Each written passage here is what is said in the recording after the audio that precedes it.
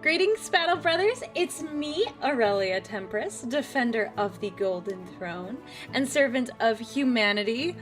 Thank you all for being so incredibly patient. I really, really appreciate it. Yes, we are all good now. You did guess correctly that it was a sibling thing. But everything is just fine. Everything is just fine. So thank you for asking, and thank you for all of you who sent very kind messages. Everything is okay. Everything is okay. You know, it's just the regular sibling stuff, trying to decide if certain air chips are going to be fattening and ruin the physique.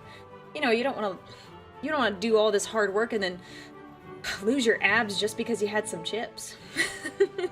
No, I'm kidding. It was a serious thing, but everything is fine. I was helping them make a tough call, a tough decision, and I am very proud of Sibling, because it is it's not an easy decision Sibling has to make.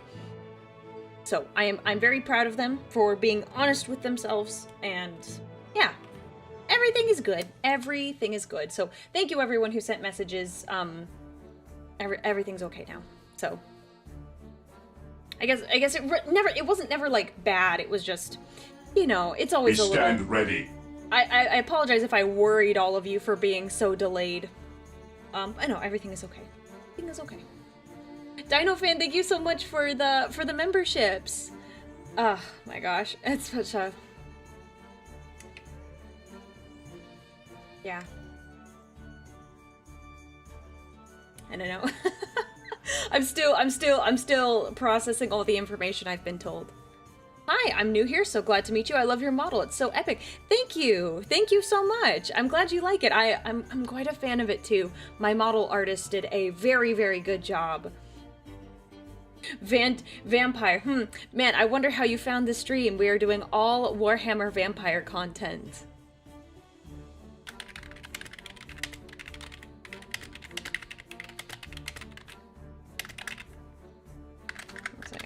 So I apologize, I don't have much of stream like ready to go right now. Praise the Emperor! Praise the Emperor! I had some of it ready to go, but not all of it. So I have to pull up all of the things we were gonna look at, because we're gonna watch some Lamenters videos today. The Lamenters video from TTS. So yeah. I have to pull,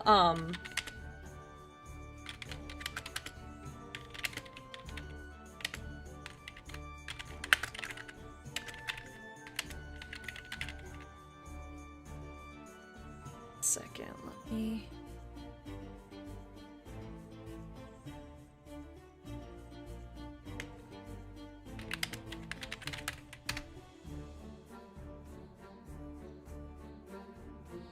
let's see. Vampire Vtuber, the YouTube chat. Yeah, I saw that. That's like perfect.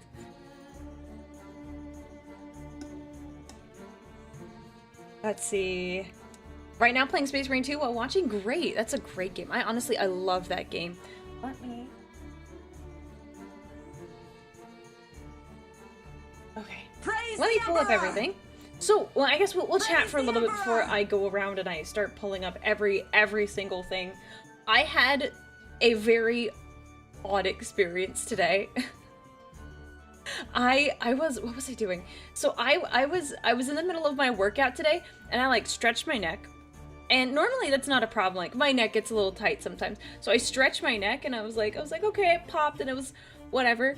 And then not like 2 minutes later, my neck just started giving me the worst time. And I was like, what is going on? What is happening? And it was like, it was a massive headache and like a really weird spot. So my solution was, take headache medicine and then take a nap. And then I slept for like a whole hour. So I think I needed some sleep. I think my body was telling me something. I think I've been pushing it a little bit. I'm okay. After the nap, it was gone, but, yeah. Should do be possible? Oh no, it should not. It should not. Thank you. Thank you for clarifying. It should not be possible. I meant to change that. That was gonna be part of my stuff today. Thank you. It should not be possible, even though... Yes, Steve? Be careful with neck injuries, Aurelia. It wasn't anything bad. I was just stretching my neck. So, no, I feel fine. I feel fine. But don't worry, I am being safe. I'm not doing anything like... I wasn't doing anything dumb. It was just leg day, so it wasn't doing anything to strain my neck. So, I was like, oh, that's bizarre. That's bizarre. Don't cosplay as the Primarch, please. Which one? Ferrus Manus or Sanguinius? I think we should clarify. I hurt my back like that at the gym and it still hurts sometimes. Yeah, it wasn't anything, like, I was actually, like, kneeling down, adjusting weights. So it wasn't like I did anything to, like, put, like, weird stress on my neck. I think it was just, like, I caught it weird. I just caught it weird. But it was okay. I'm good now. I'm not in pain. Like, it doesn't hurt to touch, so, eh. That is a relief. That is a relief. I'm... Hawkboy? Okay, I won't cosplay Hawkboy. And that sounds kind of cool, though. Like, 3D printing the armor, getting the whole design set up, like, that would be awesome. But I think you would all make fun of me. Because you'd be like, you're too short. Even if you're 6 foot tall, you're too short. You're too short to be a Primarch. They're like 12 feet tall.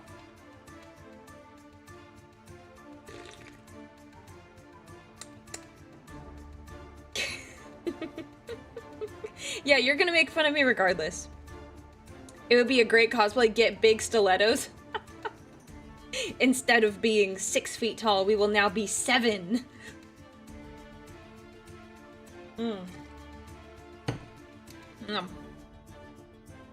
Always just be just short enough to get clowned on, yeah. Aurelia doing the Catachan workout routine. Yeah, so I was only able to get part of leg day done. I got 3 sets in. This was Spider Dad's leg day. I was doing his routine. And, yeah, I only got 1 set of it done because it was like I was in enough... I'm a tough cookie, let me tell you. I'm tough. I haven't been injured a lot. Never broken a bone. If that surprises any of you. I've never broken a bone. I've sprained my wrist a couple times. Never broken anything. But, like, I can take pain pretty well, but this was, like, brutal. And I was like, you know what? I think the blood, like, going up, like, my spine. Not my spine. In my neck. It was just like, oh, okay. It was a little tense up there. Oh, okay, yes. Sanguinius did have that nasty neck injury at the very end. Oh. Bro, where is it? One True Gamer 808, thank you so much for the 20 gifted subs! I think we're... Yeah, okay, so I updated the numbers, so it is accurate now. Yeah, so the number is accurate. Thank you so much for the 20 gifted subs. If you got a gift, make sure you say thank you to One True Gamer 808. Let's start with a bang. Yeah, the fam is doing well. Everything is fine. Just had to provide some advice. I had to provide some advice. I've never broken anything either. Literally knock on wood. Yeah, it's, yeah, you don't want to break anything. Oh, yep, we're here on 2 sides. Great. Glad you're joining on all the platforms. So let me start pulling things up. So I can do that. Where am I? Thank goodness I have the links saved because that would have been tricky. Okay. I only have some of them ready to go, so we might have to...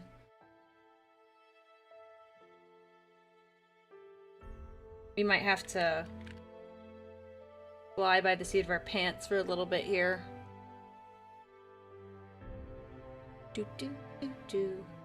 Okay. Blood Angel. Oh, that was... Alright. Okay, I think we have it all set up.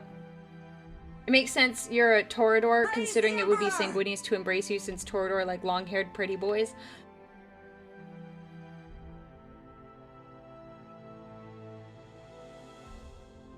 But what about everything else? It shouldn't matter, like, for personal taste. Like, for personal taste. Like, what? What? Like, just because I like a particular kind of guy. Let me make this clear. Let me make this clear. I dated a... We'll call him... We'll basically say... If to sum up this person's personality, they were like a space wolf. Like a Leman Russ type guy. Would a Torador like that kind of person? Huh? I don't think it correlates. I don't think it correlates. I'm not saying this person was a furry. I'm just saying, like, very similar to, like, Leman Russ. Leman Russ rules. I'm sorry. That message made me laugh. Oh my gosh. I'm not saying that's bad. I'm not saying that's bad. Like Thor in his first movie, kind of. Yeah. That's the best way to put it. Do the hearts help on here liking the stream? I see the hearts. I see them and I smile. So if you heart something, I see it, but I don't know if it does anything. I've actually never looked into it. It could. Both eat their enemies, so it basically counts as the same. I'm sorry, what the heck? I'm saying he had a personality like Leman Russ. Like the looks shouldn't matter.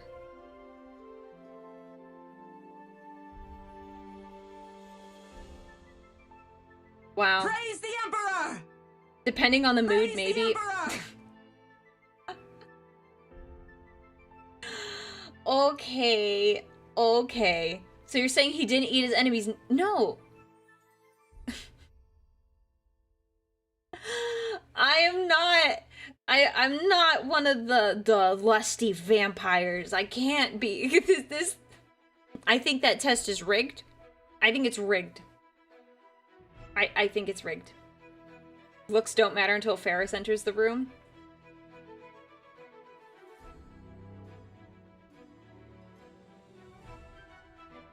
I've talked about, I've mentioned this individual before. I said, it was a while ago, so maybe it's been a hot second. But no, I talked about how a friend and I were coming up with, we have a list of the Primarchs, and we're trying to figure out who, amongst the people we know in real life, best fit each of the Primarchs. So, for example, like, we assigned ourselves one. So, for example, I am the most like the lion. I think in some cases I have improved, so I'm not as much like the lion anymore. But I am the lion. And we also know someone who is an Alfarius, and then we both agreed that this particular individual was Leman Russ.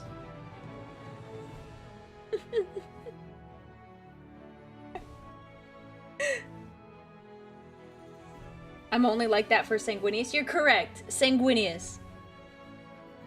Welcome, Sanders Thaddeus 975. I hope you're having a good...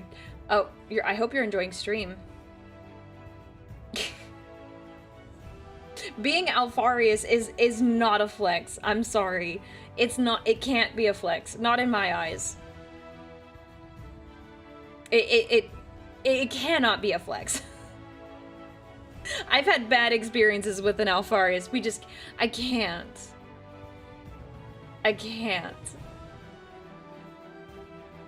But you barely brood, if at all. Lion be making Batman look chill. Okay, so there's a couple other things. Not that my personality is markedly different, off stream, but it is a little different. It just, like, look. I am presenting myself in a way that I get to control what you see. So, like, I do.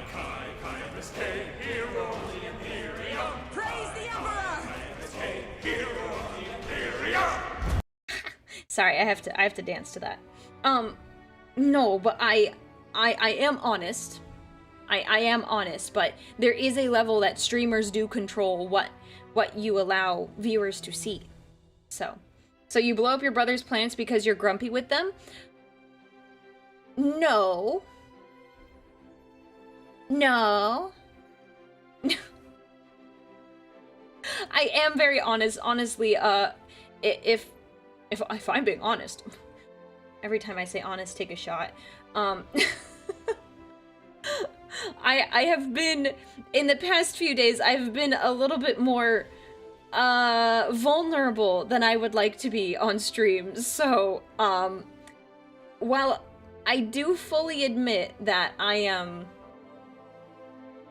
that I do control what you see, there's parts that kind of really shine through, and yeah. And yeah, that's all I'm gonna say. That's all I'm gonna say. If you're being honest, that's more Dorn than anything, but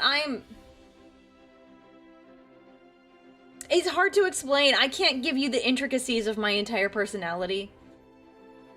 That's we don't have enough time for that. We don't have enough time for all of that drama.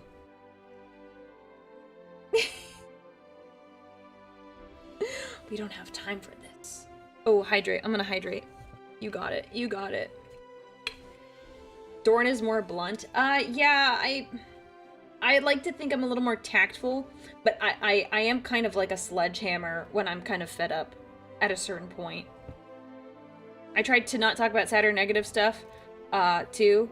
Yeah, I generally try to avoid it, yeah, I generally do, but I also enjoy the moments of pure honesty.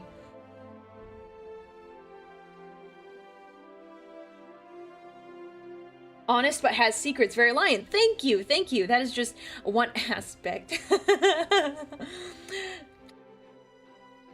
Alpharius. See, I'm Alpharius. Yeah, but you rigged that. You rigged that. How can the human comprehend the enigmatic mind of a custodian? I mean, that's a great question. That is a great question.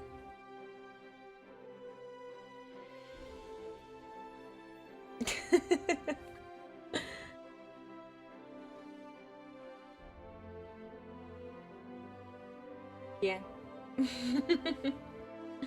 No, I'm pretty honest though. Like, I've told you guys before that if it gets to the point where I get, like, if my parents like kind of cornered me and they asked me really, oh my gosh, I need to tell you guys that. Okay. So you know how we had the incident the other day? It was where sibling implied that I was doing secret things to my parents. I was over at my parents briefly. I was picking something up the next day, and they were like, oh, so what have you been up to? And I'm like, oh, not much. I said that because really not much is going on, and I changed the subject really fast. I'm like, oh, not much. And then they invited me to go do something over text yesterday, and I said, oh, I was like, oh, I did this, but I can't make that thing, and it was painfully obvious. So it's only a matter of time, chat. It's only a matter of time. I'm a little worried, but it's gonna be fine. I mean, I am a responsible adult. I'm not being... It'll be fine. It's just gonna be sooner than I expect it to be. That's fine. Excuse me, did you just call me an Eldar? That's disrespectful. I have said multiple times that I am an abhuman, and you continue to press. Ow. How dare you? I'm clearly Alpharius.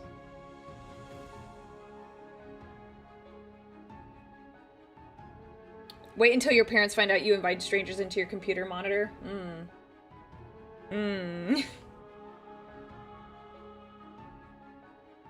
I love the colors on this armor. Yeah, that one's really good. My Baja Blast armor. Yeah, I mean, I know what I could tell him. That's like, oh, I spent a few hours talking to people. It isn't a lie, but Yeah. Oh well. Honestly, whenever it happens, it happens. I think I was really worked up about it the other day. Because, you know, I like to have a plan and I like things to go according to plan, but there kind of gets to a point where it's like, you know what? Whatever happens is going to happen. You stress about it too much and it can wreck you. So, whatever happens, happens. If they find out early, whatever. I'm not doing anything immoral, unethical, or illegal, so frankly, I don't think they could be upset. It's my free time. My free time. So, that's like a line that my family likes to say. It's like, especially if like you're dealing with a problem, like, is it immoral, unethical, or illegal? And it's like, okay, there we go. There you go. Is it any one of those? Then calm down.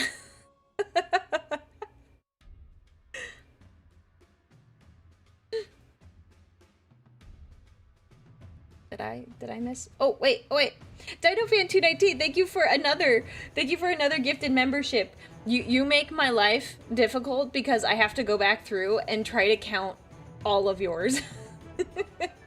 I have to go back through and count how many you've done. Your family sounds logical and a bit pragmatic. I would say that's like mostly true, you know. It's not always like that, of course, but like I would say we're close. I mean, every family has its problems, but I love my family. I love my family. Aurelia? I never took this to be Aurelia. This is First Legion Aurelia, but I guess you are right. It is kind of green, and I've got the beige-ish hair. I honestly, chat, I'm kind of excited. Whenever I get a new model made, I want to talk to the artist, because some artists don't like you recoloring their models. But like, I kind of I'm really excited because I want to do recoloring streams again. They were kind of fun though. Why were they like so much fun? Cause I don't know, I had fun doing them. And I'm like, oh my gosh, imagine having like a new model, and like that would just be so fun. Just doing that again, I don't know, I just think that would be nice. Isn't that every family? Yes, you're right. That is every family to some extent. So what's the sub count between Twitch and YouTube? Also, welcome Imperial Inquisitor Mordecai. Welcome to the Legion. The total is oh my gosh, I saw it when I was prepping stream, but I forgot to talk about it. Leon gifted 5 subs while, like, before stream started, and super chatted. Dang it, can I go read the super chat? Or do I have to? Hang on one second, I have to read it. Cause Leon goes to work when I stream. Please let me see. It's lagging. Stop lagging. It's gonna load here in a second, and I'm gonna load the super chat so I can read it. Page unresponsive. Okay. We're just gonna click out of it. Let's try this again. One second. It doesn't like that I was scrolling all the way back into chat. One second. Back to the beginning. Oh, it doesn't like that I scrolled all the way back. Okay, well, dang it. Can I pull it up somewhere else? One second. I want to read this. Because I feel bad when I don't get to read them. What about doing the colors of the chapters that are available in Space Marine 2? Okay, so as much as fun as it would be to try to do all, like, the chapter colors, like, everyone and their mom is gonna ask me why I haven't done X chapter. And I honestly, not that I am not capable of doing a lot of work, but, it's just gonna lead to questions, and people are like, well, do you like this person more because you did their chapter? And that, like, it's not necessarily the case. Okay, let me get it. Okay, Leon said, I hope everyone has fun watching the Sad Boys. Sadly, I have to miss it. Everyone have a nice night, morning, or afternoon. There we go. I got to read the super chat. Thank you, Leon. Thank you, Leon. I'm so sorry that I got delayed and I forgot to read your message. How how would Aurelia look? And see, that's the part where it's tricky. Like, I can't do, like, the black and white marks. Praise the Emperor! Like, I just can't do that. It doesn't work well for this armor. Have you ever played tabletop before? My last game went something like, here comes Helbrecht with a steel chair. And killed 700 points himself. Okay. I played once. I played against my friend who plays guard, and I got thrashed by his stupid horses. I'm so mad. Kept throwing the horses, and they were charging me and kicking me with every single hoof that they had. Oh my gosh, it was brutal. It was so brutal. And I want to play again. But I just got thrashed so hard. I was playing Custodes, and so it's like smaller army versus the biggest army, and oh my gosh. Praise the Emperor! Angry Marine model when? I don't know. I don't know. And see, that's why there's like so many. Maybe we'll do one for fun. I'm gonna have to pull up references. Do we like the coloring ones? They're not very like standard. Like, I know my friend Cha-Cha, who I was inspired by her to do the armor recoloring streams. She has like, she can do it through VTube Studio, but we have to go through like my own computer programs. We keep asking for them, so yes. Okay. Okay. Then perhaps we will do some. We do have a lot of like stream content that we're gonna do after the subathon. We currently have a question and answer stream that we're going to do. We have chat. You guys get to pick out a game. Which, if you want to suggest a game, please add please join the Discord if you want to suggest a game that I play, and then we're gonna do a voting thing. I'm trying to figure out how that is gonna work. Gonna figure it out. So join the Discord for that. Among other things. What else? We have, what else do I have that I need to do? Oh my gosh, chat, oh my gosh, I forgot, oh my goodness. Okay, we were gonna talk about this. We have one of the redeems that we got was for a new socials banner for myself. So I said submit your ideas, and we were going to talk about it on stream today because I kind of wanted to talk about it live instead of just like picking something. So I wanted to talk about it live instead of like trying to do like a weird voting situation. So we're going to talk about it live. Let me show you what my current banner looks like. Here is what my current banner looks like. Very cool. Jay Flair is the one who made this, and Jay Flair is going to be designing this next one. So we need to talk about the banner. And then I promise we'll do Lamenters stuff. I promise. But if you have any opinions, now is the time. Let me go through the list of ideas that I saw. It was great. Because I was kind of, I don't know, I have some that I really, really like. That I really, really like.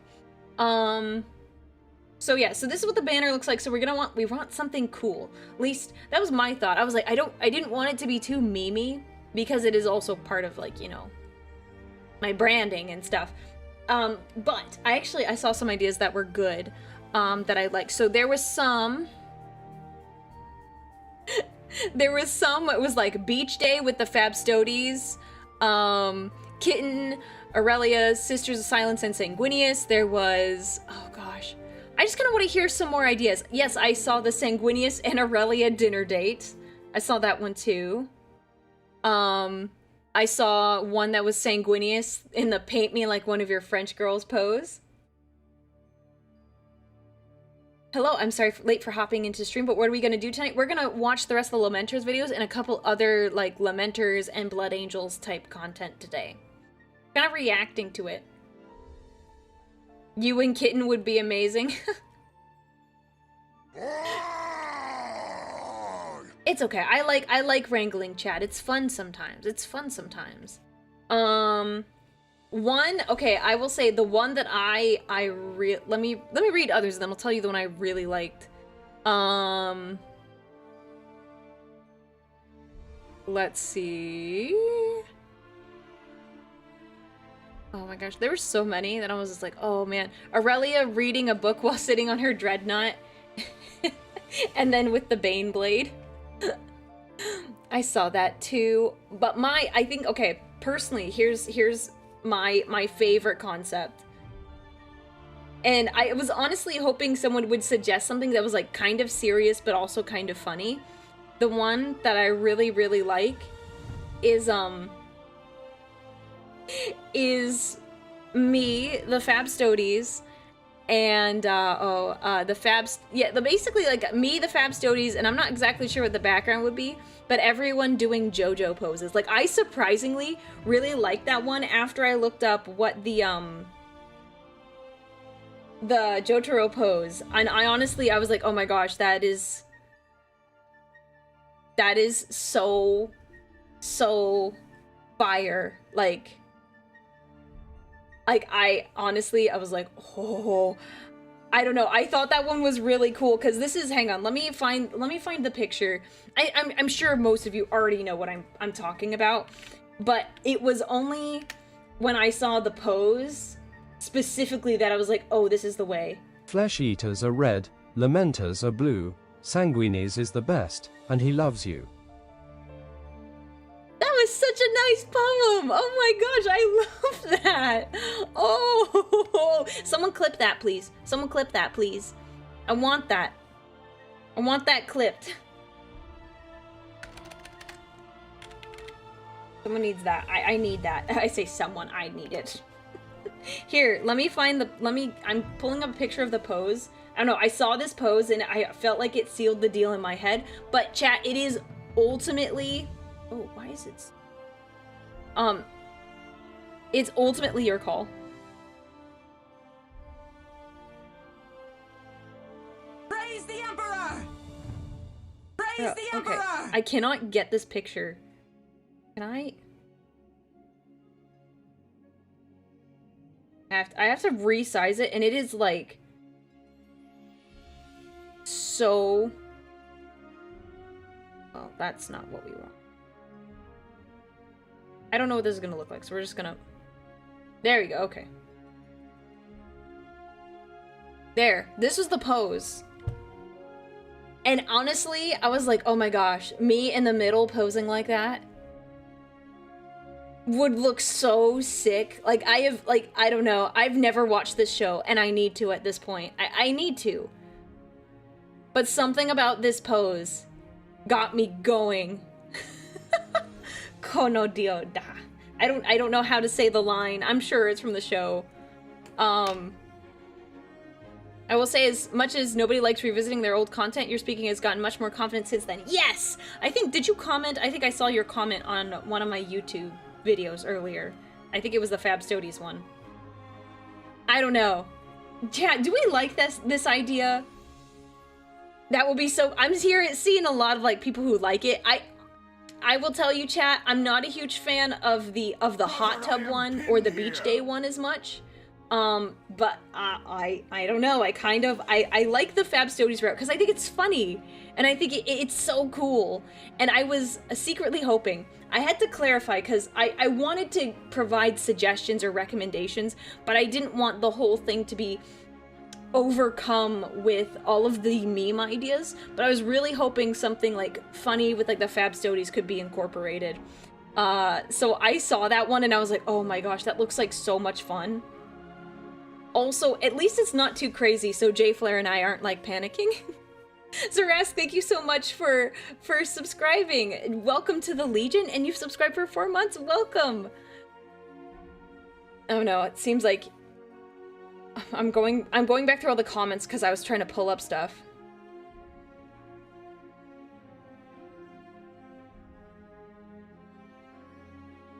Will there be a poll on the Discord? We probably will. I just wanted to at least talk about it with everyone so that I could see all of your ideas.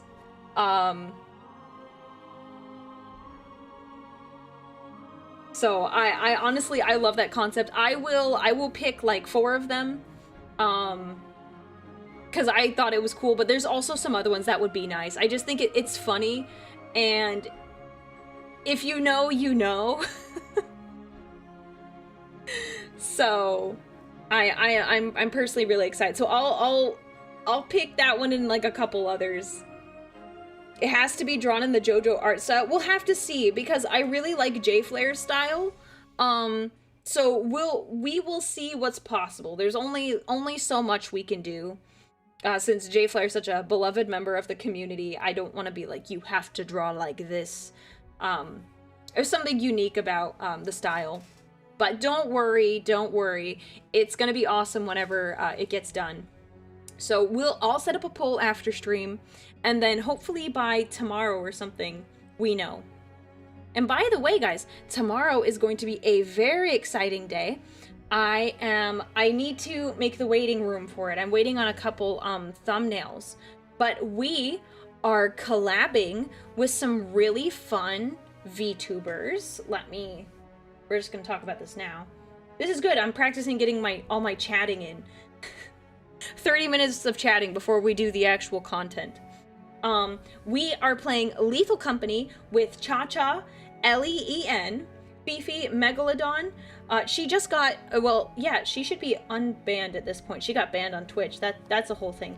And then Tsunami Cat, and there's one that I completely forgot. I don't know how I forgot, and I feel bad.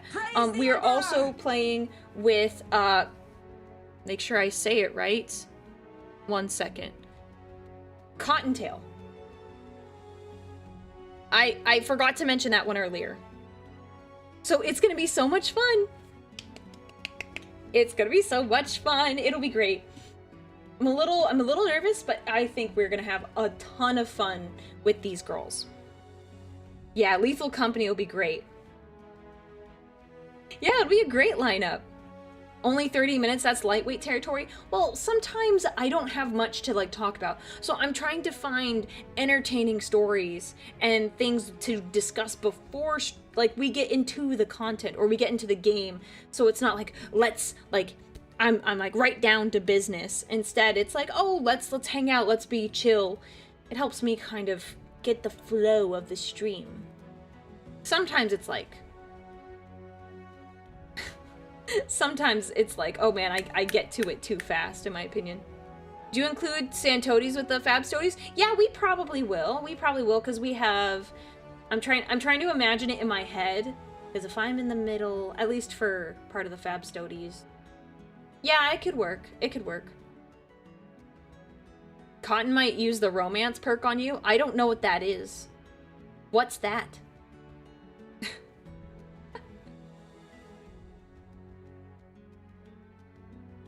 Are you excited to read the Blood Angel stories? I am. I am. I think the PowerPoint is finished already, so I'm just gonna review them. And we'll have a couple other things planned, I think, so we're not just reviewing the stories. Let's see.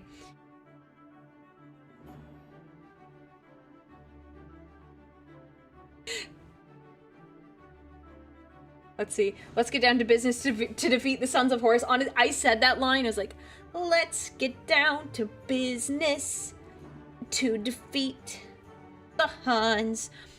My favorite version of that song is, oh, who's the guy? But it's like very Viking-like. And I'm like, I am a man, and I get all pumped up because I listen to that song when I work out. It's part of my Custodes playlist. It's a very short playlist, but it's like 20 minutes. And it's on my Custodes playlist because I feel yeah, Peyton Parrish, thank you. That one. I'm like, oh, yes, I'm so tough, I'm so strong. And lots of grunting. Only right way to say it, yeah. How many were submitted? 25? So like 2/3 of what we did for the sword lore competition. Yeah. Strong Aurelia, I mean, I'm trying.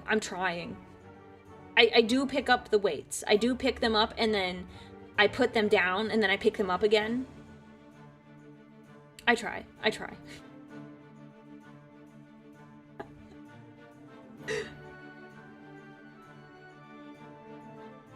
Are you really giving it all for the Emperor if you don't grunt? I mean, you're right. You really aren't. You really gotta... You gotta really crank it. You gotta really crank it. Aurelia is so strong she destroys each weight after use. Man, I wish. I wish. I sincerely wish that I was that strong. But I am not. I am not. I have got nothing on my brothers.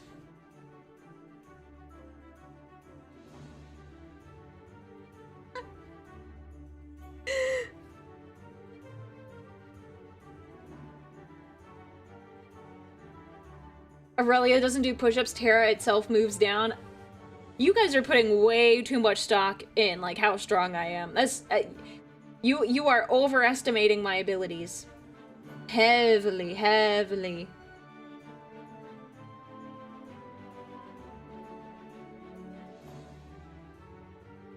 Did I just song pun? Song pun? I mean...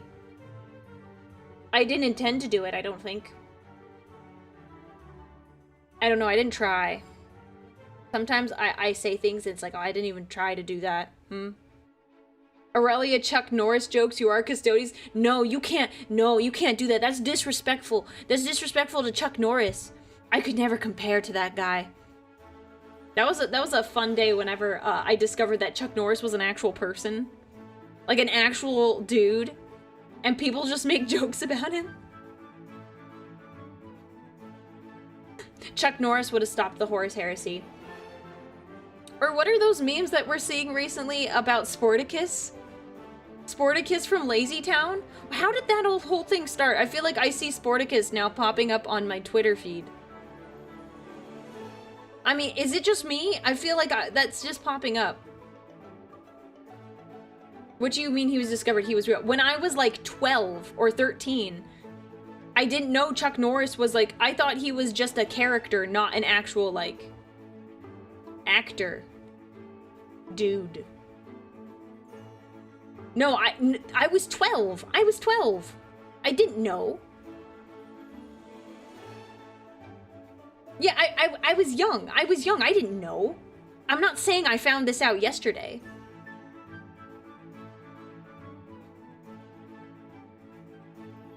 Yeah, I'm not saying I found... Ooh, I don't know how I managed to move my hat. I didn't find out about this yesterday. No, I know Sporticus has been around. I watched the show when I was younger. But I'm saying, like, what is this whole thing about Sporticus now being, like, a meme? Since when has he been a meme?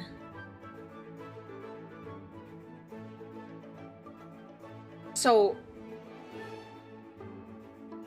I don't know.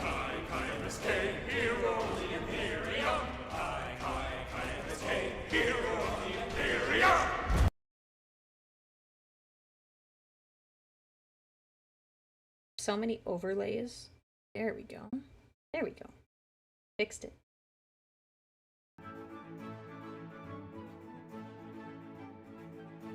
Look up the song We Are Number One. No, I've heard the song. Trust me.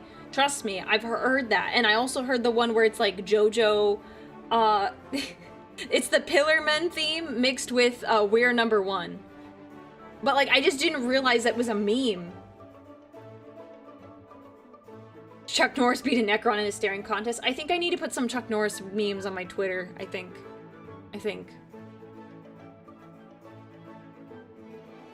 Who? Okay, Sporticus is a character from a show called Lazy Town, which the whole premise was, like, to convince kids to be, like, active.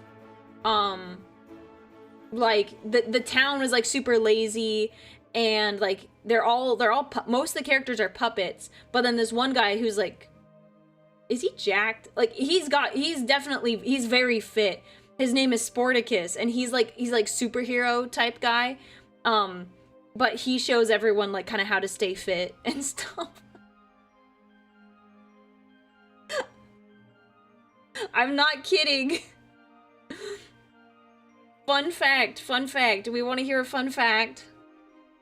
1 year for Halloween, I went as Stephanie from Lazy Town. That was my costume. That was my costume. I was very happy with that costume. I loved that show. I loved that show so much.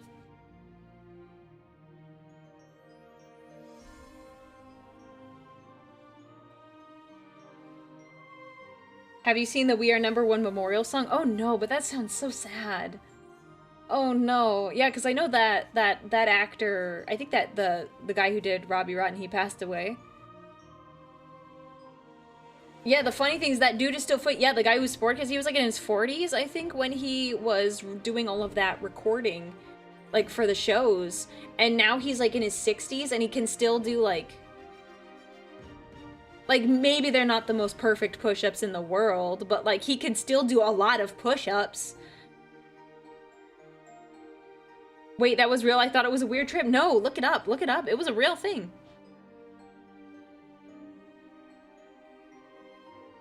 Yeah.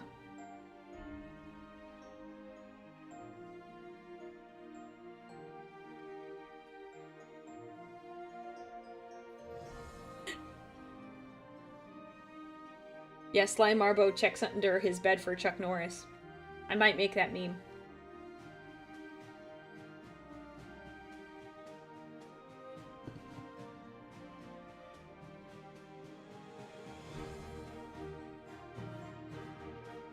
So yeah, sorry, definitely got distracted by that comment.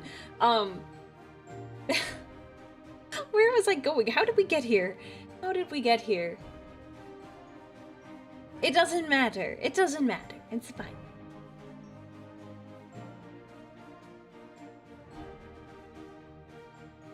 Yes, I did know that Chuck Norris has an extra fist underneath his beard. I know, I heard about that.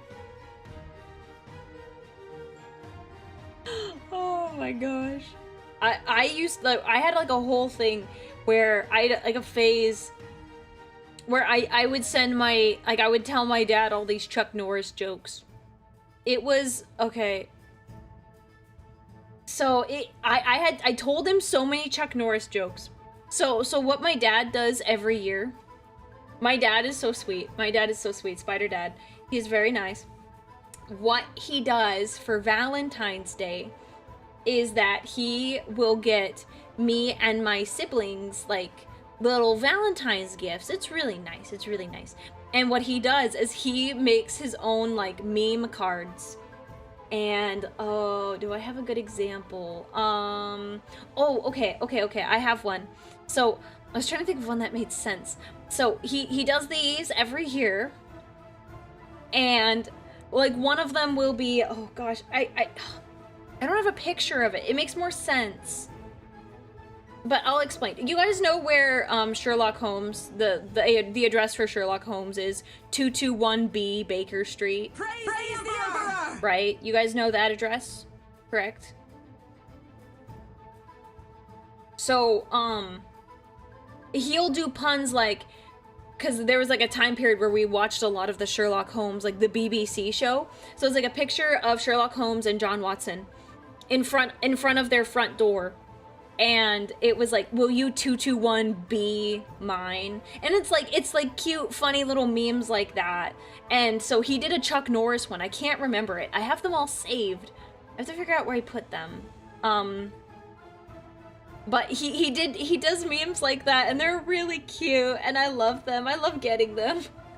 Because it usually is like attached with like a little bit of candy or something. It's really nice.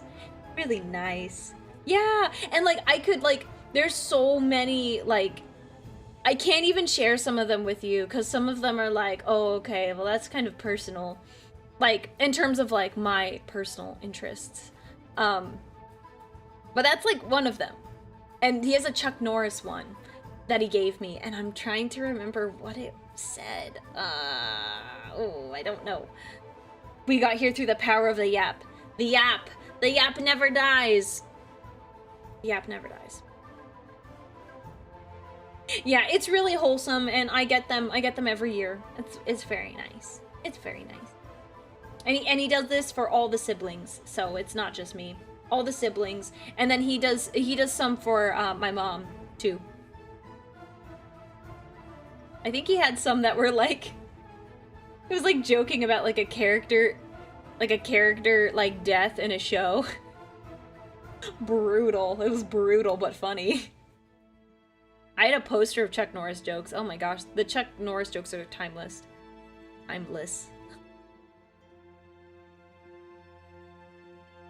Man, it's really easy to see here how like pale I made this model compared to my normal model color. I look so pale.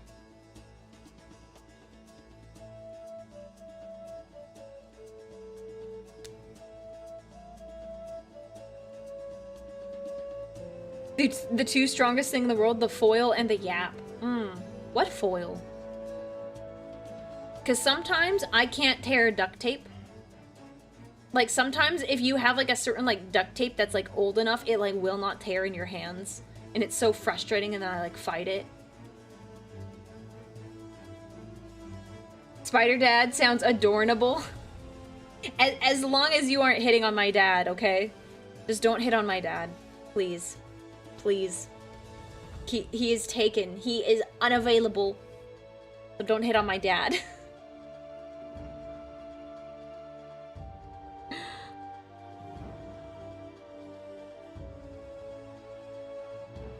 No, I'm not speaking ill. I'm saying duct tape works really well. It's just I have a hard time.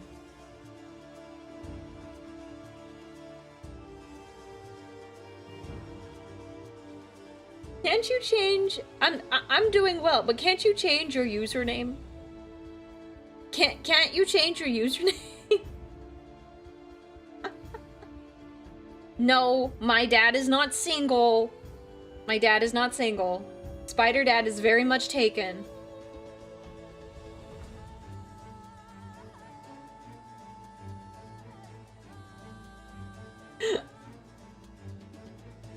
Oh, you can change your username on Twitch. Well, okay then.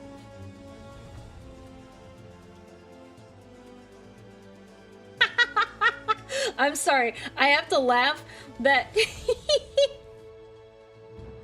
That's so funny. The message that asked if Spider Dad was single got deleted by my mods. That's... oh my gosh. Mods out here doing the Lord's work. Out here doing the Lord's work. Mods, you have saved my dad. Thank you very much. Thank you. Mom is a mod, confirmed. All of my... I don't think I have any female mods.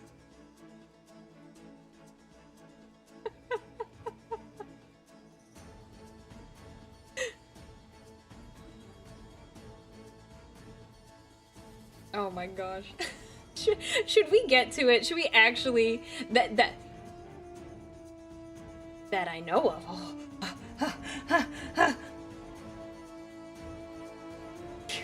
Anyways. Should we get to the content? Should we finally, like, actually do what we were supposed to today? I think perhaps we should. Alright, let me move everything over.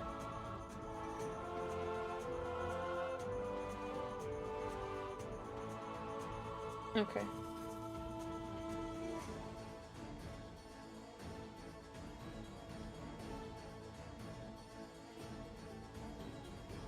Okay. Oops. Okay. Wait a second while I pull this up. We want this one.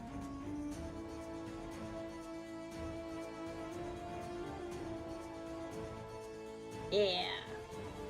So we were in the middle of Tales of the Lamenters. I forget where we stopped. Does anyone remember where we stopped? Again, hey chat, do we want to watch my stream? We can watch my stream if we so choose.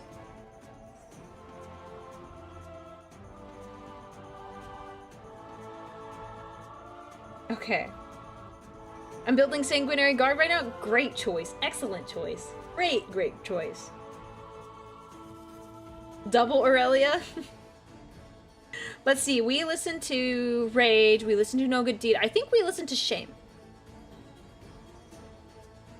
Will we get to all of this? I don't know if we'll do all of this. Oh, my friend Cha-Cha is live.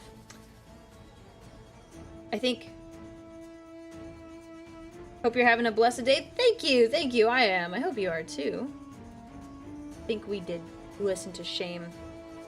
Does anyone remember what we did? I was supposed to double check. I was supposed to double check where we left off last, but I had the stuff to deal with, so I didn't quite get there.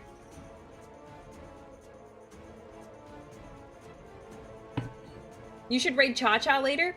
Well, she's my friend. She knows me, and we're gonna play with her tomorrow. And also, she might be off before me because she started. Well, she started, I think, at like 5 when I was supposed to start, so she might be done by the time we get done today. She knows me. We're supposed to we're trying to meet new people. Why wait to see her? I mean, I could, if I really wanted to, but she's busy. I could call her right now. So, it's not like I wouldn't want to talk to her. It's just like, I'll talk to her tomorrow. But meeting new people is hard. I know, which is why we need to go meet new people. I'm not planning to play, well, I guess we're gonna play this video. It's Vox in the Void has a couple videos on the Lamenters, so we're gonna listen to, well, at least this one. It's long. It's almost like an hour. I forgot how long it was. Cue the sad music, yeah. I'll turn my audio off. My other background music off for this. So, yeah. And you're gonna meet Cottontail? Should be interesting. Yeah, I think it'll be fun. I've heard bits about them. Like I said, I don't really watch too many streamers, but I've been, like, trying to make a better effort of, like, watching at least a little bit of some of the other people that I'll be, you know, hanging with.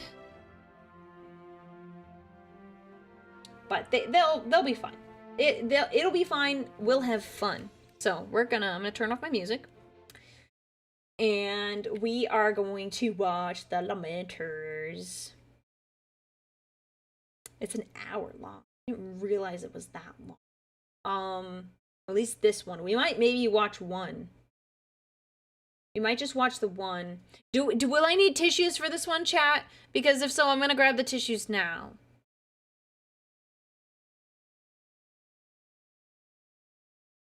Yes? Oh no. Oh no.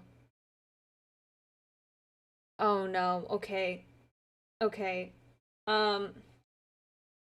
Is this one where I will feel like I need a Mountain Dew after it? Like, will I be so sad? Is it better to just pre-game? Is it a good idea? Definitely, why not? Oh, we can't listen to this on 2x speed. I love the narration so much. It feels like that's a little disrespectful. The first one isn't that bad. The second one, you will need tissues. Okay, let me grab my tissues. They're, like, across the room. Give me one.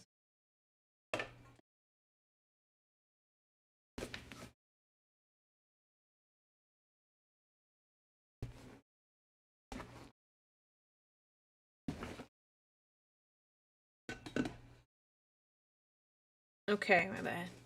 Everything. I'm already crying. Oh no. Oh no. Oh no. It's already too soon. It's already too soon for us to be crying.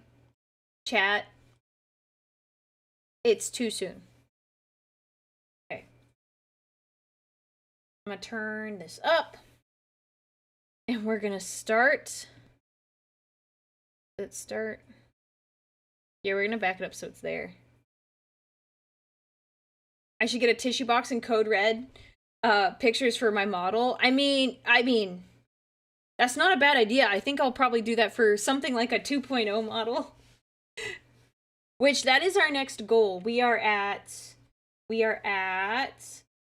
about, I think it's like 750 now between Twitch and then from the YouTube ones today, we're about 750. So at 800 subs, you guys get to pick a 2.0 toggle, which will be good.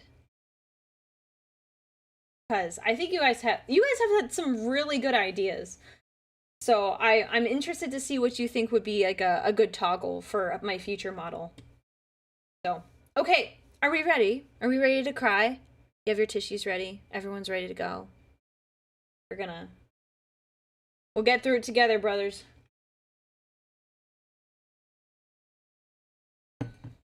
Another stream that I will cry on, possibly. The toggle is just going to be a JoJo pose with the Sanguinius appearing behind her, calling it now. I don't know about the Sanguinius appearing behind, but the JoJo pose does sound funny. I will lament later it's bedtime. Well, go get some sleep. Go get some sleep. Let us begin.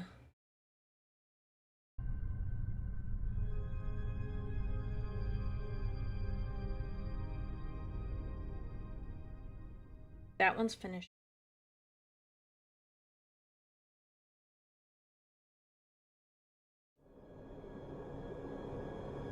The Unbroken had once been a noble vessel. How did that sound? Was it good? Was it good?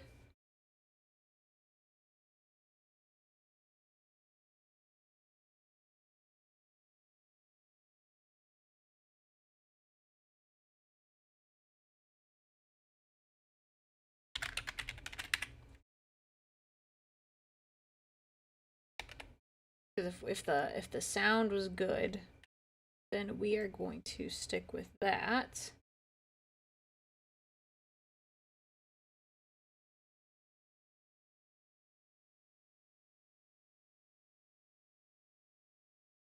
Good, good, good. Great. Great.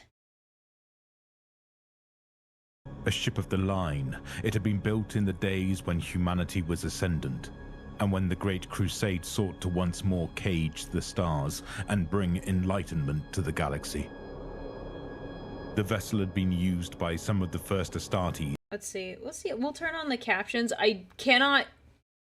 It's already not going to be good. That's probably just going to distract me, actually. Sorry.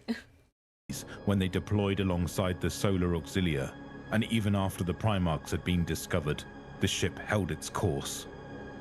It emptied its guns into enemy fleets, dropped entire battalions from orbit, and won its share of honors in wars whose names and stakes were forgotten by all but the ancient and the mad. The vessel had also been one of the countless ships commandeered by the War Master when he raised his banners of treachery and turned his forces against the Imperium. Though it had sustained damage on the push to Terra and was left scarred by the siege of humanity's homeworld, the Unbroken was one of thousands of ships that vanished into the warp. It had changed over the years. Its colors, once bright and proud, had charred and flaked away, revealing the blackened hull underneath. The steel of the bow scarred with the unblinking eye of the traitor and the eightfold path of chaos, both of them christened with blood and sacrifice. Most of the onboard lights had died long ago, and those that still functioned flickered like demon fire, filling the ship with shadows. The ship plowed the void like a wraith, its cannons glowing with banked hellfire as it sought to fulfill the singular purpose it was made for, the purpose that had twisted it into what it was now. Those who sailed upon this ship had not fared much better than the vessel itself. Where the elite of the Imperial Navy had once stood their posts on deck and called orders in clear, ringing tones, now twisted mockeries of the human form were chained in place. Kind of makes me think of lidless Night Lords, eyes staring into the black. where they just don't have The messages that people came anymore. over the Vox growled in a cacophony of voices, speaking to the wretches that crewed the vessel in 1,000 different tongues. Whether the ship was possessed or its machine spirit had gone insane was impossible to tell, and in the end, it didn't matter. Not to the crew, nor to those they took prisoner. The black sails of the Unbroken's brig had never been welcoming places. Now they were mutated and terrible, stained by death and haunted by the screams of all the souls who had passed through them. Nightmares lived in the darkness of the vessel's guts, feeding off the remnants of what was left behind when the interrogations were finally finished. It was a place none dared go but the true masters of the ship, and they were rarely bothered to make that journey down into that prison unless there was something to be gained by doing so. Kai Sikadax had decided to grace the black cells with his presence. There was still a final prisoner left from the Warband's latest raid, and he wished to offer a final chance to take communion. Oh. The Black Legionnaire walked through the brig, corpse lamps on the walls sparking into ghoulish life at his approach. Tall and regal, the pallid light dancing off the gold highlights of his warplate as he strode down the corridor. Horns rose gracefully from his helm, and his eye lenses burned with a steady red light. A cape hung from his shoulders, the edges always dancing just above the corruption that lined the grates. A long, elegant blade hung from his hip, and a bolt pistol even older than his armor rested in a cross drawer with its butt forward. He was unbowed and unhurried, an archfiend walking through his personal corner of hell. And just to complete the picture, he was attended by two of the Tormentors, the elite warriors who followed at the Warband's heels like well-trained hunting hounds. They held their weapons at the ready, their lean faces unmoving, and their dark eyes hungry as they swept the darkness, searching for any threat bold or hungry enough to turn on them.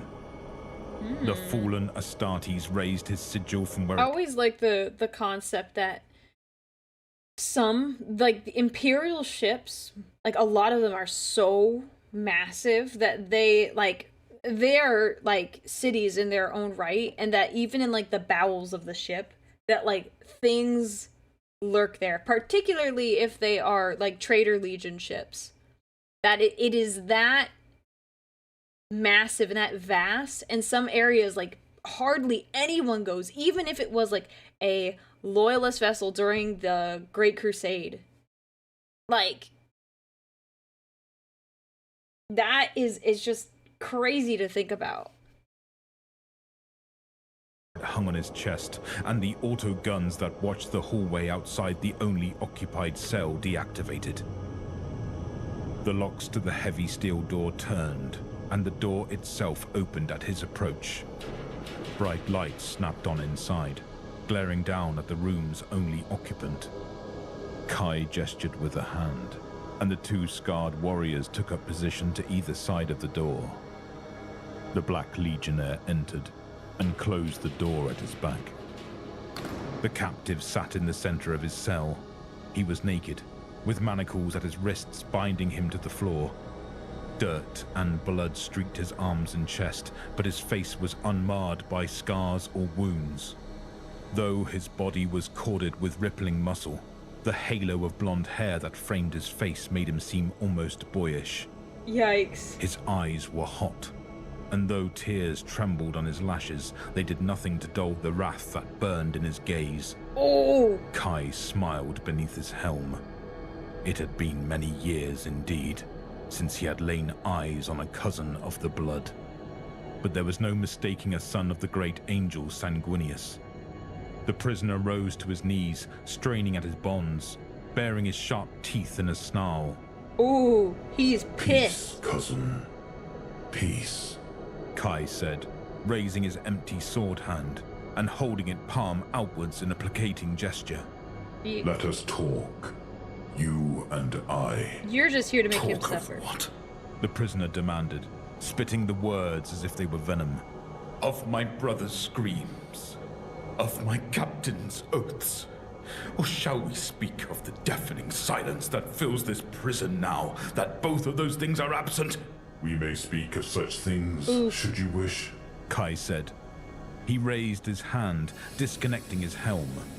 He lifted it from his head and tucked it beneath his arm. A shock of black hair fell across his tanned forehead, and he looked at his cousin with eyes that were dark pools. He smiled, showing strong, straight teeth. He let this son of the angels see that beneath this ancient armor and its sigils of chaos, his flesh was as perfectly wrought as it had ever been. Kai stepped closer and lowered himself to one knee, ensuring he and the prisoner were nearly at eye level. I will tell you no lies, cousin. We are above such things, you and I. All I ask in return is your name. For a moment, Kai was certain the Marine was going to do something rash. Activate his Betcher's gland and try to kill him, perhaps. Perhaps he would lash out and try a kick, hoping he could move quickly enough to cave in Kai's unprotected skull. He watched the war of emotions on the younger Astartes' face with great interest. After a second that seemed to stretch on for a small eternity, the younger Marine withdrew into himself. He sat on his heels and unclenched his fists.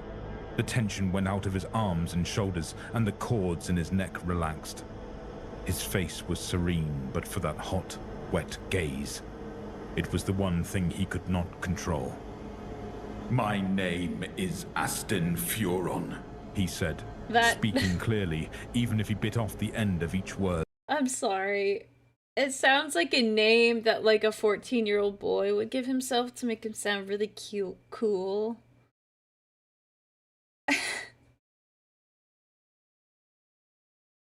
Aston Furon. I don't know. I'm sorry.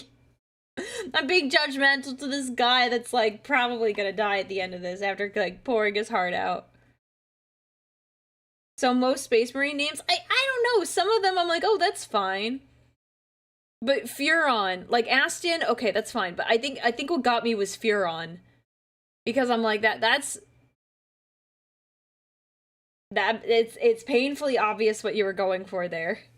I'm sorry. I'll be quiet. I'm sorry.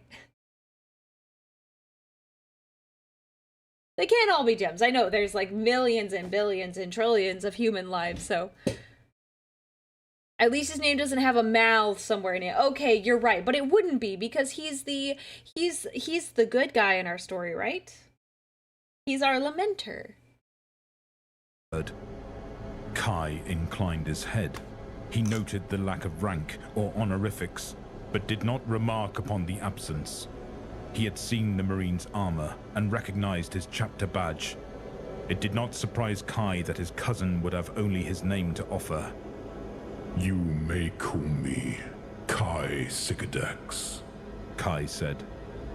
I doubt the name means any more to you than your name means to me. But to prove my good faith, ask me what you wish to know, and I shall tell you. What befell my brothers? Aston asked. Kai pressed his thumb against a hard-top container on his belt. You know. There was a sharp click. No. And a whirring noise Don't as do the that. assist mechanism pressed the contents into his hand. Rather than a magazine of ammunition, though, Kai held up a flat, rectangular case. It had been painted Seed. yellow, with a checkered black and white field on the lid. Gene seed? A bleeding heart sat atop that field, rendered in a perfect hand. The box was dented and scarred, carrying the marks of long travel and hard use. The young Marine said nothing, but the sight of the box stole the wind from him as surely as any blow. They died well, if it's a consolation to you. You Kai absolutely. said I don't as he like opened him. the small case. Inside was a stack of heavy cards, the edges slightly bent from long use. Kai turned the case over, sliding the cards into his hand. There was no begging, no bargaining. None of them accepted my offer to bend the knee and swear to the War Master. Did you Good. expect them to? The young Marine asked, his voice a sharp hiss. I did not. I have seen many sons of Sanguinius in my time. You are all as dangerous as you are strong-willed. Kai smiled ruefully as he held up the deck. Well, And while I have seen many librarians over they got that from their dad. They got that from their dad. It's a good trait to have. the years, never did I see one who carried a deck like this. I take it you recognize these well enough. Those cards belong to Captain Gary and Aleo. Aston said, his throat clenched and his voice hitched, but he shook his head hard. Not in denial, but as if he were trying to throw off the grip of grief before it could fasten around his throat. He wouldn't even tell us his name, Kai said. In a display of dexterity and grace, he carefully rearranged the cards in his palm. His Impressive dark if you're eyes wearing never armor. left the bound Marine as he shuffled. Okay, no, that's super impressive. If you're shuffling cards with like gloves and gauntlets on, I'm impressed. I'm impressed by that, like, cuz it's nice to have like your fingerprints like to help like grip the cards. So doing it with like wow. Yes, I am all the Blood Angels. Well, I guess, yeah, I'm their stepmom. Yeah. And Aston's eyes focused on the cards with a singular ferocity that was almost unnerving. Shall I lay out your future for you? To allow the warp to convince you where my words might fail? Aston said nothing. Kai shuffled for another few moments, then he began to draw and to lay the cards out one by one. He placed them in a pattern he called the Broken Wheel, laying the cards along the eightfold path in an alternating pattern. It was as if the symbol of chaos were being woven, the lines of fate teased out, and then revealed with every turn of the deck. Here is the start of your journey, the Squire. I suppose this is your captain's interpretation of the young warrior, as the sword and training yard in the background are much the same. Then we come to the next step, the Astartes. I can imagine the relief you felt when the process was done, and the pride that blossomed in your chest when you were given your armor. While we may not say it aloud, even among each other, there was a part of us all who feared we would fail that final test. The young Marine held his silence. If not for the pulse in his neck, he might have been a statue. Kai turned the next card and looked at it a moment before he laid it down. The Warped Renegade, He said with a small laugh. an unflattering portrait, but not an inaccurate one if I'm forced to be honest. Then again, it is just as possible this is meant to be another member of the ship's warband, eh? You look messed up, Aston dude. didn't speak, but Kai nodded, just as if the younger Marine had agreed with him.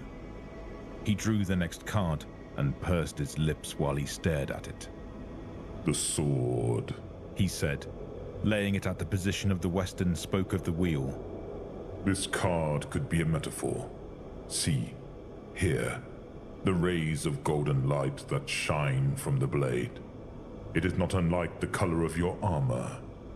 But if we look more closely here, do you not think this sword bears a striking resemblance to the one your captain wielded?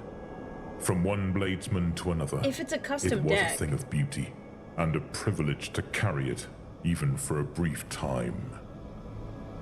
I took it to the armory myself, and ensured it was properly locked in place. Its name is Satayo, Aston said, speaking almost as if he was in a dream or a trance. It means the thirst. A fearsome name for a fearsome blade. Kai said, drawing the next card. I like Perhaps that. it was merely an artistic decision to place an image of that sword here, in mean- this deck. It seems like it's a custom deck, so I think it kind of is. I don't think it's that much of a coincidence. But we should not dismiss what the cards show us as mere coincidence. Leon, thank you so much for the 5 gifted memberships. We stand And thank ready. you for your super chat earlier. I did respond to it, so thank you very much. I hope you're having a good time at work or whatever you're up to. I know usually you're at work, so you can't always make stream. But thank you very much. Aw. I'm glad you're able to stop by for a little bit. Should we, cousin? Kai turned the card and chuckled to himself. It depicted a swirling miasma of greens and reds that seemed to nearly pulse on the card. It was a thing of darkness that seemed to suck at the space around it, drawing the eye just as it drew light from the surrounding stars. Kai placed the card into the arrangement and then tapped it with the tip of his armored finger. The eye. A simple enough statement to follow. Have you ever seen it, cousin? No, Aston said. A tremble went through his body as he spoke, a shiver that made Kai think of a fever. He watched Aston for a long moment before his smile returned to his face. It did not reach his eyes, though. Perhaps you may yet have the honor of doing so, the Black Legionnaire said.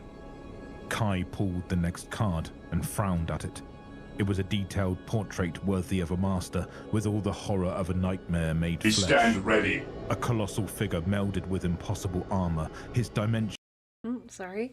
Apocalypse Pony, thank you so much for the 10 gifted subs. Let me get a pencil and I'm going to actually write some of these down so that my numbers are accurate, because we were at...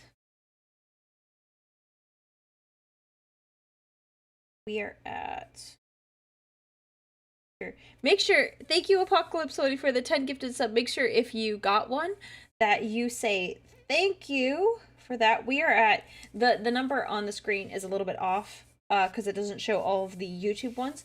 We are at 765. We're at 765 today.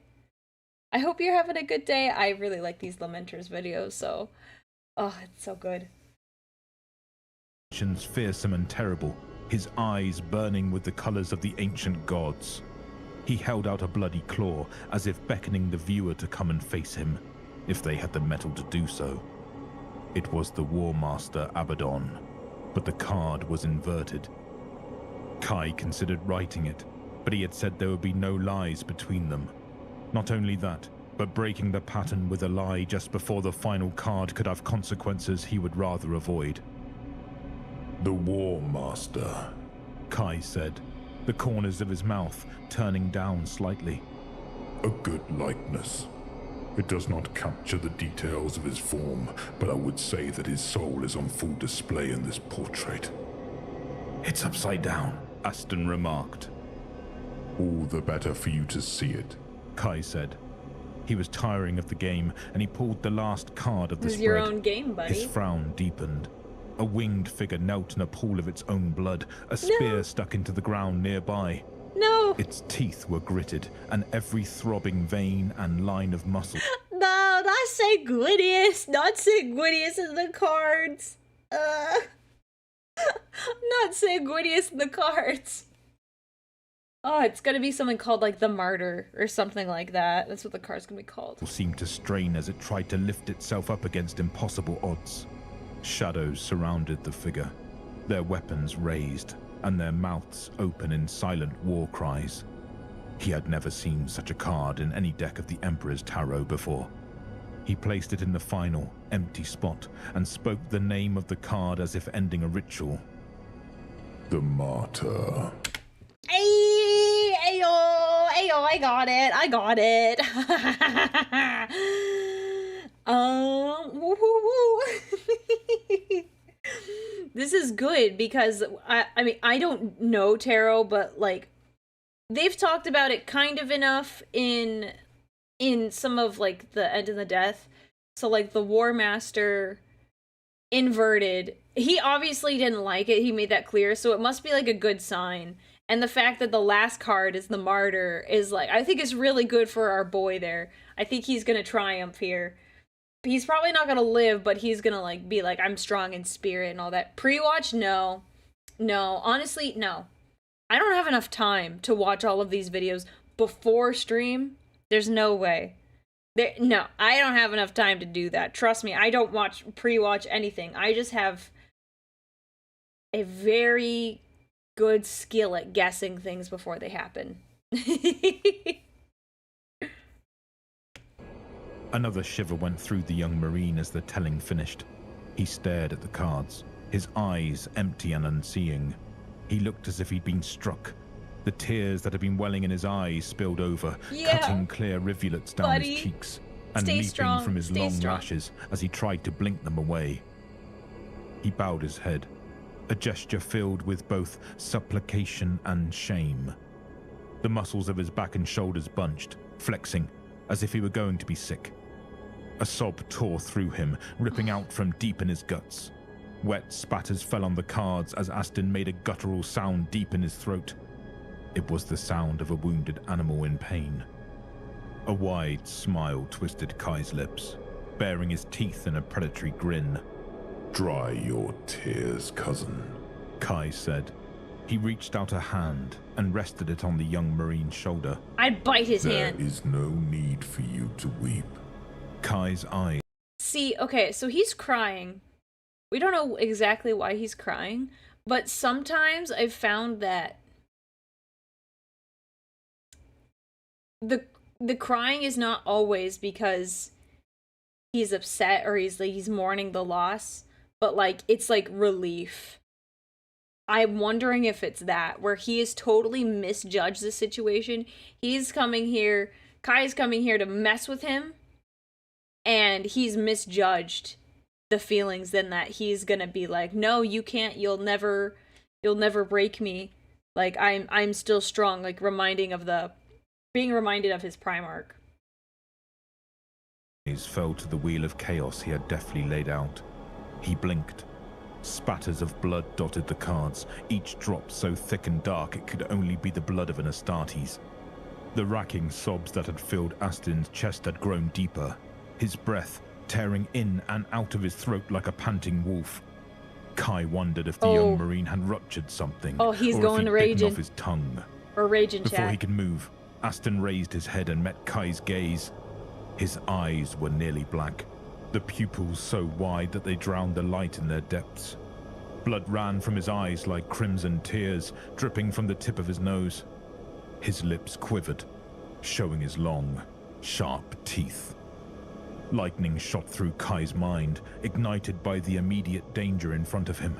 Oh yeah. His gene-forged body was already emptying adrenaline into his bloodstream, and combat stim shot into his widening veins, traveling with every beat of his twin hearts.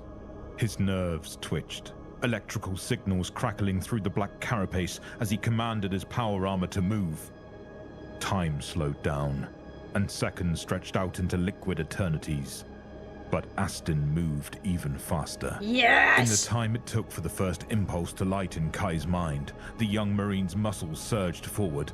His restraints, which had been strong enough to hold him for days, snapped under the force of his fury. Oh, The shoot! steel dug furrows into his wrists and flayed flaps of skin from the back of his hands, dislocating several of his fingers. Ow! But Aston didn't seem to notice. Ow! Kai's Ow! legs Ow! were flexing, and he tried to raise one arm to shield himself, but it was like he was moving underwater as the younger Marine shot through the gap in his defenses. One bloody hand clamped onto the side of Kai's head, yanking it to the side Get hard him! enough he felt something in his spine give way with a brittle snap. Oh, shoot! Then there was a sharp, wet heat at his throat, just above his gorget. Aston's fangs sank deep into Kai's flesh, and he yanked his head like a hunting beast. Blood fountained from torn arteries, and air whistled through the Black Legionnaire's rent windpipe. He reached for Aston's head, but Kai's armored fist only caught hold of the Marine's blonde locks. Don't get cocky, chat. Don't get cocky. You think you have the final say on your enemy. Don't make yourself vulnerable. Don't get cocky.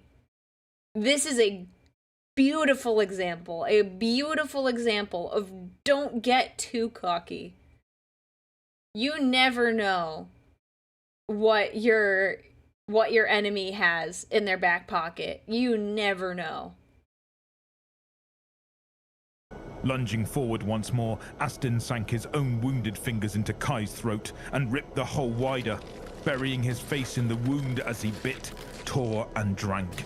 Ooh! Kai's body shuddered beneath him and went still as Aston raised his dripping maw from the nearly decapitated corpse. These tears are not for me. Aston growled as he placed his hands on either side of Kai's head, staring into the dead man's eyes as he started to squeeze. They're for you. Oh, And shit! all the other traitors.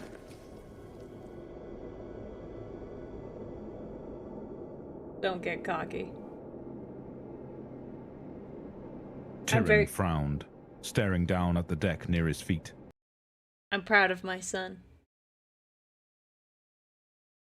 I'm very proud of my son. He's gonna do more damage. We still got like 30 minutes. I'm so proud. A round drop of nearly black liquid sat, surrounded by a halo of pure, clean steel. He glanced ahead and saw another a few feet away, then another, and another. Glancing back over his shoulder, he took a knee and frowned. What the hell are you doing? Farnham growled over his shoulder. The heavy stubber in the sergeant's hands was steady as he covered the hallway in front of them, and he sniffed through his crooked nose. I found something, Tyrion said, dipping the pad of his index finger in the spot. It was warm and slick. Don't touch it, Vars hissed, the red lenses of his false eye pulsing in the dark, like a cinder debating if it wanted to burst back into flame. Spectrum, Farnham said, turning his bald head to look at his second in command. Vars took a hand off his plasma gun and touched the small panel on the side of his bionic as he peered down at Tyrion's hand. It's biological, he muttered, his unaltered eye narrowing as his prosthetic one clicked and whirred. Spectrometer readings are off. None of these numbers make sense. Tyrion carefully brought Oh my gosh, I can't wait. He's gonna... My favorite is when there's like a blood that's like, or something pooling on the ground, and like the enemy is like above, and it's like, gotta get you. I love that stuff. His hand towards his face and sniffed. The sharp stench of copper crawled up his nose, powerful enough to make his eyes water. It smells like blood. Vars leaned closer, his scarred lip drawing back from his yellowed teeth. Then he stretched his neck until it cracked with a hollow crunch. I don't know what kind of thing could survive having that in its veins. Conversation for another time. It doesn't Farnham survive said, long. the burn scars along one half of his head tightening up as he frowned. We're here for a reason. Focus. Urlock wants a report on what's happening, and if we don't get it to him prompt-like, we better hope it's because we're dead. Each of them took a fresh grip on their weapons, and a deep breath of the foul, stagnant air. Farnham lifted 2 fingers and a thumb before curling his hands into a fist, then pointing down the hall. They split into an advanced pattern, with Farnham in the lead, and the other 2 flanking him in a staggered line on either end of the hall. Their boots splashed through muck, and their body armor creaked. Sweat trickled down their necks and stung their eyes, but none of them was willing to blink. Down here, a moment's lost concentration would be what turned you into meat, and their deaths would be ignored by all except those it mildly inconvenienced. Vars hissed, the noise quiet enough that it didn't carry far beyond Farnham's position. The sergeant glanced over his shoulder. Vars drew his thumb across his throat, held up 2 fingers and pointed into the darkness ahead. Farnham nodded and advanced. Tyrion swallowed and did the same. As the caged lights flickered into life, they illuminated a scene of carnage. Fresh blood dripped from the walls and puddled on the floor. Viscera was spread in a grotesque pattern, and severed limbs lay a dozen yards or more from where their owners had fallen. Above them was a hollow, sparking socket in the wall. The auto guns had been torn out of their mounting and reduced to little more than a pile of scrap. Oh, shoot. It wasn't the worst thing any of them had seen since taking service with the warband, but it was enough that all 3 of them toggled their weapons fire switches up a notch. Farnham pointed at the door of the cell that hung ajar, held up his fingers, and counted down. When he made a fist, they hit the door hard, sweeping their guns as they looked for a target. All they found were 2 bloody broken chains and a dead Astartes. The 3 of them stood there for a long moment, frozen as they regarded the figure sprawled out on the floor. Kai Sikadax, the voice of the Iron Brotherhood, was unrecognizable but for his armor. His throat had been rent open, and his head crushed like it had been put in a hydraulic press. The skull had been peeled open like a boiled egg, the scalp tossed aside like a discarded wrapper. As they stood there, they felt the ship shudder, yawning to one side hard enough to send them stumbling for a moment. Dude, one-man army. The hell was that? Vars growled. How should I know? Farnham snarled back. Where's his brain? Tyrion asked. The sergeant... Freaking genius. He's in the Black Rage, but that was so smart. Eat the brain, then you know how to get through the entire ship. Genius. And his second snapped back to the moment. Tyrion could tell neither of them liked the question he'd asked, and they liked even less that they didn't have an answer to it. Farnham crouched down, lifting the Space Marine's pulped head to look beneath it. The sergeant grunted and wiped his hands on his pants. It's not here. That's for damn sure. Off in the distance they heard gunfire. It was muted by distance and intervening bulkheads, but there was no mistaking that harsh chattering for anything other than what it was. A louder sound eclipsed the discharge, and when it faded, all they heard was silence. The three troopers looked at one another before returning their gazes back to the Astartes corpse. If it's not here, where the hell could it be? Tyrion asked. They think it's His voice was high, and he felt like he was having trouble getting his breath. Farnham clapped him on the side of his helmet hard enough to get Tyrion's attention, then turned him around by his shoulder straps before taking the handset off the Vox unit on Tyrion's back. As he dialed in the connection, Farnham barked orders over his shoulder to Vars, once again in control of himself and the situation. See if you can figure out who was watching the door, he said, rattling through the frequencies. Vars stepped back out the door just as Farnham started speaking into the handset. Vultures calling the roost. Do you read us, Roost? Report, blast you. A voice that sounded like an engine trying to shake itself apart demanded over the blaring of alarms in the background. A shiver went through Tyrion. Even over the crackling line, he recognized the voice of Erloc Numastar. The former Iron Hand was usually as even-toned as the machinery he tended, and Tyrion had never once heard him like this. Neither had Farnham, judging from the snap he put in his voice. Sir, contact made in the brig, he shouted, ensuring he could be heard over the transponder. 3 casualties. The prisoner escaped. Okay, There good. was no response. If not for the alarms transmitting over the line, Tyrion would have thought it had gone dead. Yet another victim to the vagaries of technology within such an old, warp-riddled ship. When Erloc spoke again, his voice was lower, his words the growl of grinding gears. Sycodax is dead. Yes, sir. Farnham replied. The prisoner tore out his throat. Anything else? Erloc demanded. Are Kai's weapons missing? His power armor? Farnham frowned, surveying the body. Oh, his weapon. His blade and bolt pistol are gone. His armor's still here. Anything else? Erloc asked. His brain, sir. Farnham said, swallowing. Yeah, you're hosed. You're so hosed. It's gone. The silence stretched out longer this time. So long that, for a moment, Tyrion thought the line had been left open.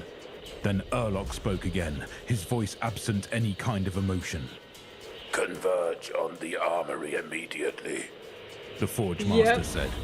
Gather any forces you find on your way. He's gonna go get the Undermine. sword. He's gonna get the captain's sword. He's gonna get the captain's sword and he's gonna destroy everyone on this ship. Authority. Get If him. you come across the prisoner, Get you him, my shoot to son. kill. Assume nothing. If he's eaten Sycodax's brain, then the Lamenter knows everything about this ship and its crew that Kai did. We need to put him down quickly, before this blasted warp storm gets any.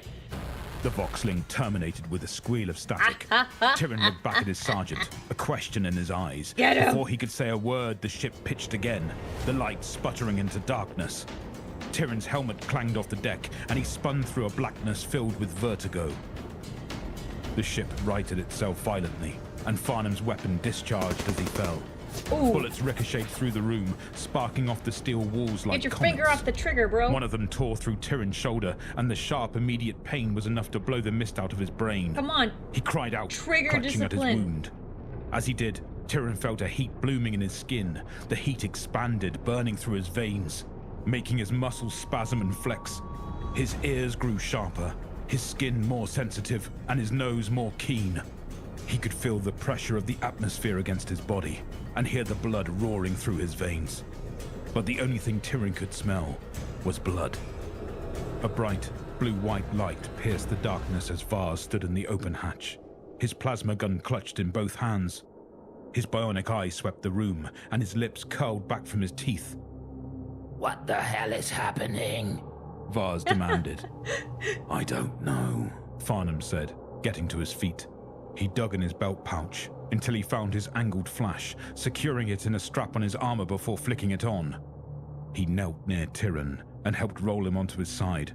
Urlock said get to the armory, so that's what we're gonna do. Did you find out who was out there? Bragg and Hart. Vars said. Checked their clips. They didn't even get off a shot. That's Yikes. comforting. Farnham growled. I think you shot me. Tyrion said, pursing his lips and frowning. I'd be pissed Sharp too. as ever. Move your hand. Farnham said, pulling Tyrion's hand away before he could comply with the order. Tyrion saw that the tip of his first finger was coated with his own blood now, from where he'd accidentally pressed the digit into his wound. Extend your arm. Tyrion did as he was told. There was pain there, but it was far away. He swore he could feel his body trying to put itself together again, his heart beating hard and fast in his chest. His nose was numb, and no matter how bright the light, his pupils wouldn't constrict. Farnham nodded, drew his knife, and cut away Tyrion's sleeve so he could get to the wound.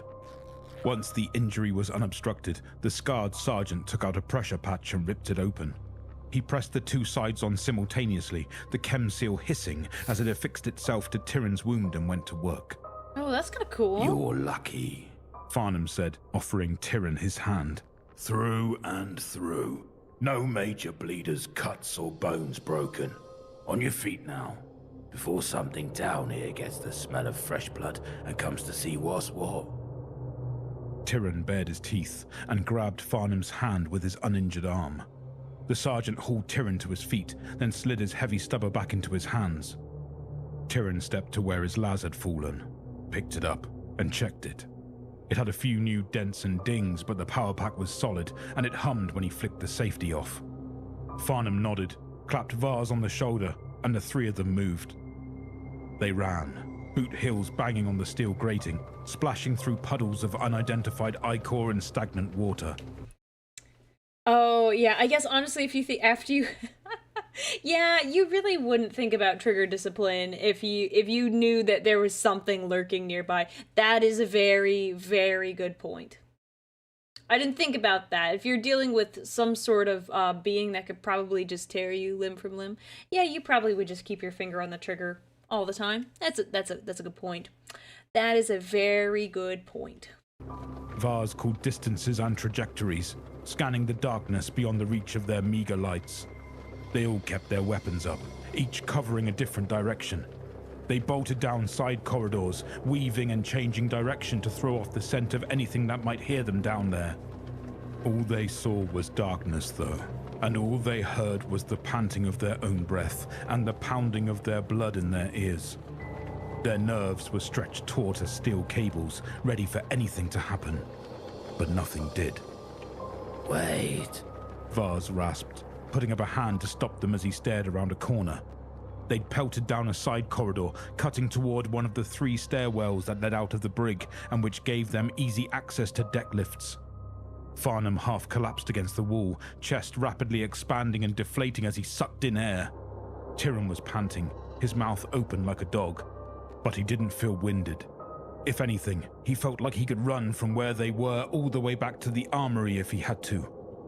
Vars leaned out a little further, and his mouth dropped open slightly as his bionic whirred and clicked, peering into the dimness. When he next spoke, his words were tinged with something Tyrion had never heard come out of the man's throat. A mixture of awe and fear. Liar's throne. What are you staring at? Farnham snarled. He shoved past Vars, advancing down the hallway. Tyrion followed on his heels, covering their rear. Farnham's footsteps stuttered, then stopped. When Tyrion turned around, he saw what had rooted Vars to the spot. The stairway out of the brig was a twisting spiral cage, meant to provide maximum cover to those who were defending it from anything that might try to force its way up from below. Gun ports along the side had discouraged most things from trying, and aside from occasional incursions by the slithering monstrous things that lived in the ship's guts, these stairs were the safest place one could be on this level. It still hadn't been enough. A river of gore led to the stairs, and Oh my ichor splattered the gosh, walls. yes, A carpet of corpses covered the floor, the bodies boy. so badly mutilated it was impossible to tell where one ended and another began. There were heads barely recognizable as human, pale, putrescent limbs with too many hands and too many fingers, as well as torsos covered in sores, extra eyes, and worse. The armor plating of the stairs had been ripped apart, the metal reduced to slag by the field of a power weapon, and then rent asunder and flung to the floor. Bodies hung from the armored overhang above, a mute testament to the savagery at the being who had torn through this hard point like an angry storm, leaving nothing but silence and blood in its wake. Looks like we found where the prisoner went, Farnham said. He spoke louder than normal, but it wasn't enough to cover up the brittle core of his voice. I would Come love on, to be boys. this deadly. We don't want to let him get away, do we? Tyrion and Vars said nothing, but they followed Farnham through the bodies and up the stairs to the staging area. They found more of the same, with the security personnel cut to ribbons. Have you ever Judging from soloed the an scorch entire marks and ship, chat? shrapnel, someone had managed to get a grenade off in the small space. It had done more damage to the defenders than their target, it seemed. The consoles were smashed, their screens reduced to splinters, but red lights still flashed in a few places. 3 open lifts stood arrayed against the rear wall. One of them was gone. Should we call this in? Tyrion asked. No point. Farnham said, clambering into one of They the already lifts. know he escaped. When the others had joined him, he hit the button for the deck they wanted.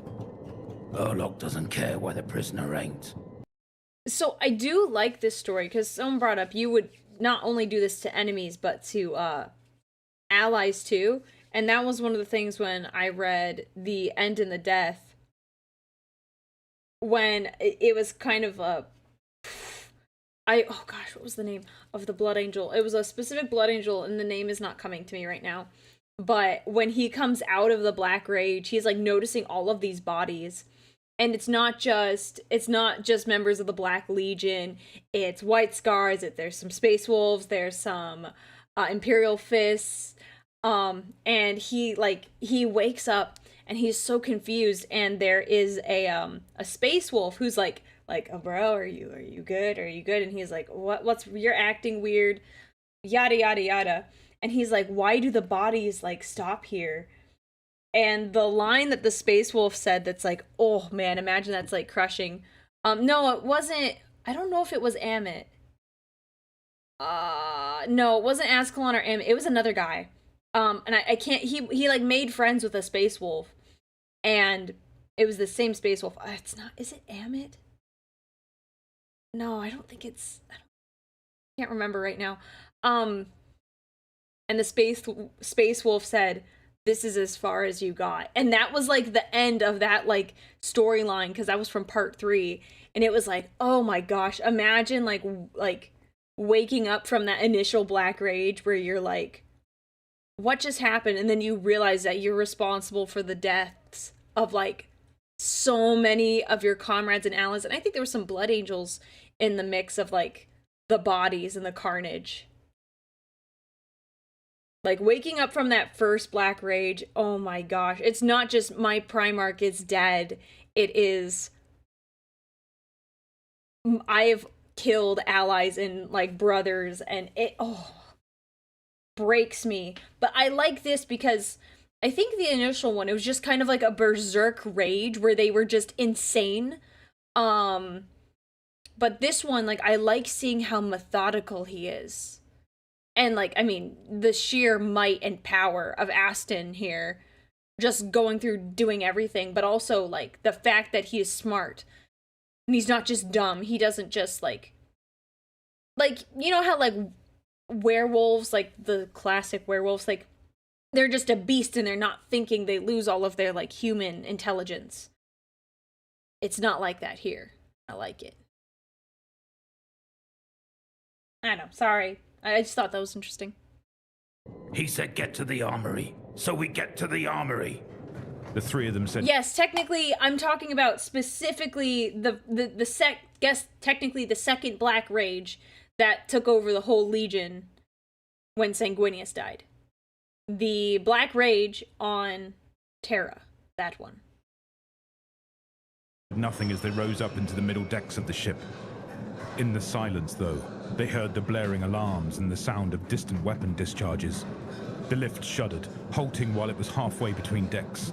The ship groaned, and a light blew in its cage above them. Vars, boost me up.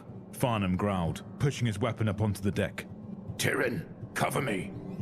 Vars cupped his hands and Farnham planted his boot in the stirrup. Vars grunted, and Farnham hauled himself up, scraping his armor on the deck plating. The sergeant was on his feet in a moment, weapon in hand as he scanned the hall. Vars jerked his head, and Tyrion went next. He practically launched himself from Vars' hands, wriggling through the gap quickly. Blood stained the patch on his shoulder, but the wound felt numb. His boots were barely clear when the lift shuddered, dropping several inches. This damn thing is gonna shake itself apart. Farnham snarled. He slung his weapon, then held out his hand. Jump, damn you! Vars leaped, grabbing the edge of the deck, and Farnham's hand. The sergeant grunted, and the lift shuddered again, the cage slamming back and forth in its steel throat. Tyrion grabbed Vars by the arm, hauling hard enough to whip Vars up through the gap. Not 2 seconds after his boots were clear, there was a snapping sound, and the lift plummeted. The 3 of them stared down at the empty hole, breathing hard, when a fireball exploded down at the base of the shaft. My gun was still on the deck, Vars said once the explosion burned itself out. Well, just grab another one. Farnham said, there gesturing are down the plenty corridor. of guns. It looks like you can have your pick. Tyrion glanced down the yeah. corridor and saw the sergeant was right. It looked like there had been a double stack of shooters ready to greet the escaped prisoner. The walls and deck were scored and burned from las rounds, and there were patches of slag from plasma discharge. There was also more blood, and too much of it to tell whether or not the team had hit what they were aiming at. What they could clearly see, though, were huge red footprints on the other side of the massacre, and an empty bolt pistol left on the deck. And though the footprints faded a There's dozen the yards bolt past the pistol. butchery, Tyrion spied something else. Fat, round droplets. And now that they were in a corridor with proper lighting, he could see that they weren't black. They were just a red so dark it looked black at first glance. What are you staring at? Farnham That's his grunted. blood. Nothing. Tyrion said, wiping his nose before putting his rifle back to his shoulder. Nothing at all. Farnham eyed him a moment longer, then turned away, waving them on. They picked their way through the mess, stopping only long enough for Vars to snatch up a hotshot las rifle, checking the power pack and ensuring it was still in working order. Properly armed once more, they set off at a trot. At every intersection they prepared to come face to face with the target, but all they found was brutality and blood. Body after body had been ripped and torn until the sight no longer had an impact. These weren't comrades in arms. They weren't shipmates. They weren't even people. They were just meat that had gone into a grinder and been chewed to pieces. Ooh. Farnham didn't even glance down as he stamped through their spilled guts. Vars did the same, letting his bionic tell him where his attention was most needed. Tyrion didn't look at what he was stepping over, but the reek of congealing blood filled his nostrils. It's like when I and the play wet, Bolt Gun, sloshing it's sounds just of his mess steps were loud everywhere in on his the ears. walls. And though he lost the trail time and time again, he always found it once more. Those dripping, bloody tears that led him ever onward. The armory had been one of the most secure locations on the Unbroken, with layers of security enclosing it in an envelope of protection. The sentry stations watching it were dead, the gun emplacements smouldering wrecks of slag melted by overheated discharge. Most of the lumens were dead in their cages, and the few remaining lamps flickered over a dozen more bodies. The security gate was bent and broken, and the access doors beyond hung half open. The huge steel slabs of the armory door were trying to close, but something was malfunctioning, and they only managed to close halfway before opening again. The whining hydraulics were the only thing they could hear. Farnham waved them into an alcove, handing his weapon off to Vars to cover the corridor. Turning Tyrion around, Farnham plucked up the handset of the Vox unit. Vultures calling Forge Master. Farnham said. We are in position. Do you read, Forge Master? There was no reply but silence and static. Farnham repeated the hail once more, getting the same response. Get him! He hung up the handset, grunting as he took his weapon back from Vars. All right. We rush on 3. Farnham said, his tongue darting over his lips. Have you lost it? Vars hissed between his teeth. After everything we've seen, you want to go in guns blazing? Right now, our best case scenario is the prisoner has moved on, and there's nobody in there. Yeah. Once we clear the room, we can trade up for something with real stopping power and hold the armory. Yep. Farnham said. That is a good "What plan. is the worst case scenario?" Tyrion asked. He's in the room He wasn't waiting looking for at Farnham. you. He was looking at the corridor beyond their alcove. He counted a dozen of the deep red tears going towards the armory. If we're really unlucky. Farnham said, checking the chamber on his shooter and thumbing a hanging bead of sweat from the tip of his nose. The bastard's still in there, and ready to add us to the butcher's bill.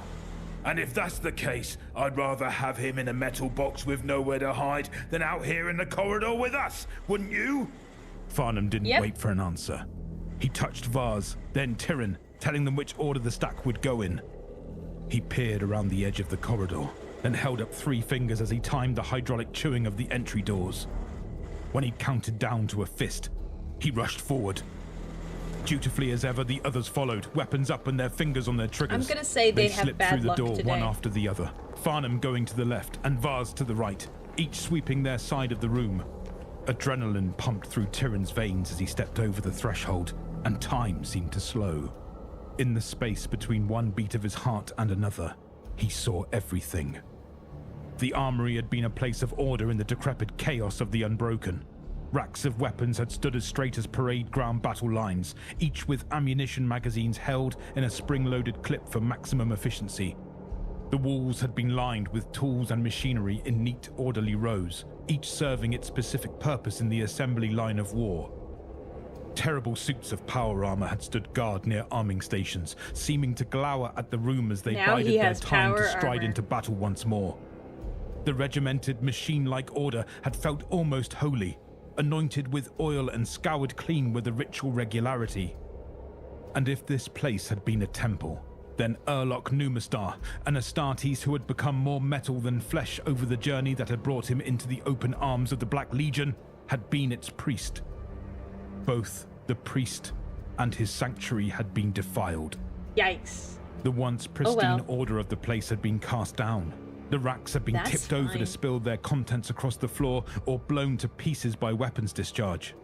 Steel ran in molten patches from the impacts of plasma rounds, and the war Oh, wow. plate had been cast down and scattered. At the far end of the armory, before the massive growling forge, lay the master of this place.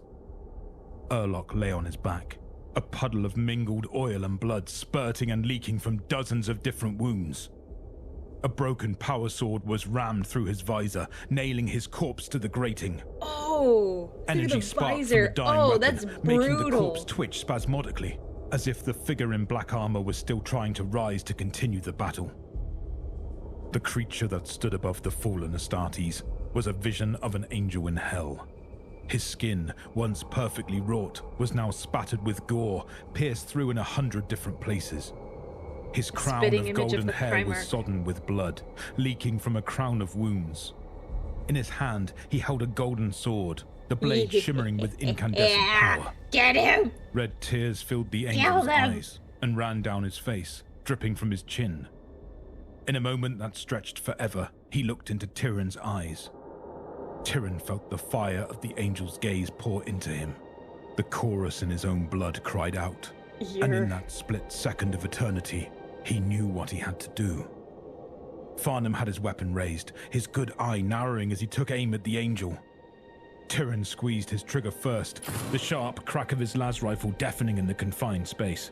Farnham's head exploded like an overripe fruit, the remains of his skull spraying wetly against the wall. Tyrion was already pivoting, holding down the trigger as he faced Vars. Vars was quick, always had been, but it wasn't enough to save him. Tyrion's fire caught his shoulder, his chest and his thigh as he tried to dive for cover. Before he could say anything, Tyrion fired twice more into his torso, and he went still. Tyrion had barely looked away, but when he turned, the angel was upon him. He'd heard no sound, and he'd seen no movement out of the corner of his eye. The huge figure was just there, staring down at Tyrion with his bloody martyr's eyes. Tyrion's rifle fell from nerveless fingers, and he lifted his numb hands to his chest in the sign of the Aquila, something he once swore he would never do again while he still drew breath. As he looked up into the angel's face, Tyrion realized he was weeping too. blood leaking from the corners of his eyes as his body began to come apart. He had been touched by this creature, and the blood of the angels was never meant to run in mortals' veins. Oh. Ave Imperator, Tyrion said. The angel reached out its hand and touched Tyrion. He smeared blood from his palm across Tyrion's forehead and wrapped his hand around the back of Tyrion's skull. Oh. He held Tyrion's eyes, and the two of them shared that moment together, each weeping their own bloody tears. The angel squeezed his hand. For a moment there was blinding pain, and then there was blackness, as the angel made a fist, squeezing Tyrion's head hard enough that high-pressure jets of brain pulp shot from between his fingers. The Astartes raised its blade and turned from the room. There was I'm stunned. no joy in its movements, nor exultation in fulfilling its purpose. The Astartes' face was an empty mask but for the eyes. They burned hot, and they were filled with wrath and madness. Aston Furon was gone. All that remained was a creature who felt no pity, nor remorse, nor pain. He had become an angel of death and vengeance who knew no fear. The angel stepped over the bodies of the dead and walked into the chaos of the ship that was falling apart all around it. It had reclaimed its blade, and thirst needed to be slaked. Oh, that was good. That was so good. I was not expecting the traitor to turn on his brothers, but the fact that looking at the Lamenter, he was like so stunned by this angel that was not ever supposed to bleed. Because normally you hear stories about like someone who's loyal and then they get corrupted and they're like, I have to, like, and then they turn on people in the Imperium, but it's like the opposite. He was just so, it was like wrong to see such a being like that. At least that's my interpretation of what happened. Because he couldn't bring himself to shoot him. And he was like, my friends are gonna do that. Like, we can't. I cannot allow them to hurt this thing anymore. Oh. At least that's my thought. Alright. We have another one. We'll watch this one. I wasn't sure. Yeah, we'll watch this one too.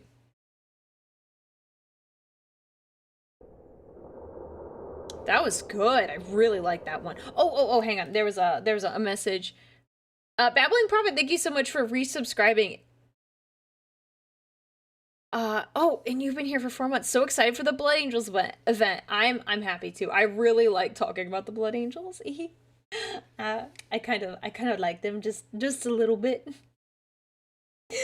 I just a little. I can give you a solid list of Vox's work. That's just amazing. Yeah, it is really good. I would love a list. In the Discord, I have like a stream recommendations. The Siege of Aurelia. Week 5. 9th Black Crusade. 537.M38. What a fool you are, loyalist lapdog. What a weak, deluded, nauseating fool. Do you honestly think you've somehow managed to change anything?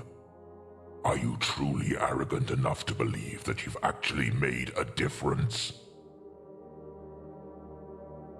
Kraug's crackling power maul smashes into Brenevir's side, buckling already damaged ceramite plating and cracking the fused ribs of his carapace, before he is hurled through the smoke-choked air to crash heavily against the bolter-ridden base of a devotional headless marble statue of the Primarch Rogel Dawn.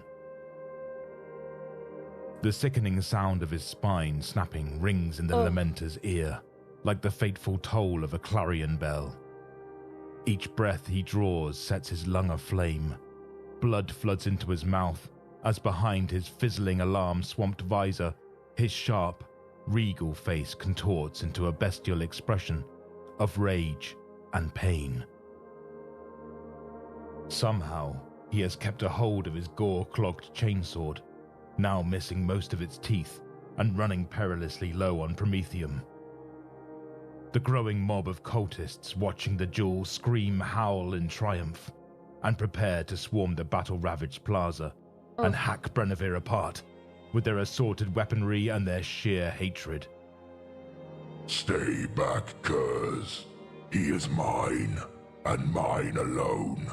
Do not interfere. Kralk's amplified command booms through his Vox speakers, causing the corrupted mortals to cower back, collectively grimacing as the words hit them with near physical force. Adjusting his grip on his spiked maul, the Iron Warrior Chaos Space Marine Terminator lumbers over to where Brenevere struggles to rise. Half stunned by the devastating blow, his battered yellow power armor smeared in blood and ichor and soiled with soot and ash. The Lamenter rips off his ruined helm and bares his teeth in grim defiance as Kralk looms over him like an unstoppable juggernaut forged out of iron and spite. I'm sorry. That is a perfect description of the Lamenters. Not Lamenters, sorry, Iron Warriors. Iron and spite. Yes, I did watch listen to Descent of the Angel. It was so good. I got teary because it was so touching. If I'm a Blood Angels fan, I am a huge Blood Angels fan, if we're being perfectly honest. It was so good. I love that video. Oh my gosh, it was so good. There is nothing you can do that will make me regret my decisions or mourn my actions, traitor. Molly is safe now. Molly is... Oh no. Oh no. Molly is clinging to him, refusing to let go. Her filthy face streaked with tears. No. No! She cries as Brenevere carefully pries her from his leg and lifts her towards the outstretched hands ready to pull her into the relative safety of the repurposed PDF supply truck. Oh no. You must, Molly. The Lamenter replies calmly. This vehicle will take you all to safety. It's what I promised you. Remember? No. The 6-year-old girl thrashes violently in his grip, her blue eyes wild with panicked grief. No! Not without you! Don't go, Bren. Please don't go. I want you to stay with me. A sturdy, thick-set woman in the garb of a foundry worker takes Molly from him, tears of gratitude and awe streaming down her own cheeks as she clasps the wailing child to her breast. 8 more distraught children are clustered around his ceramite boots. No! Why? Why does it have to be children? Oh, no. I'm not crying yet, but oh no.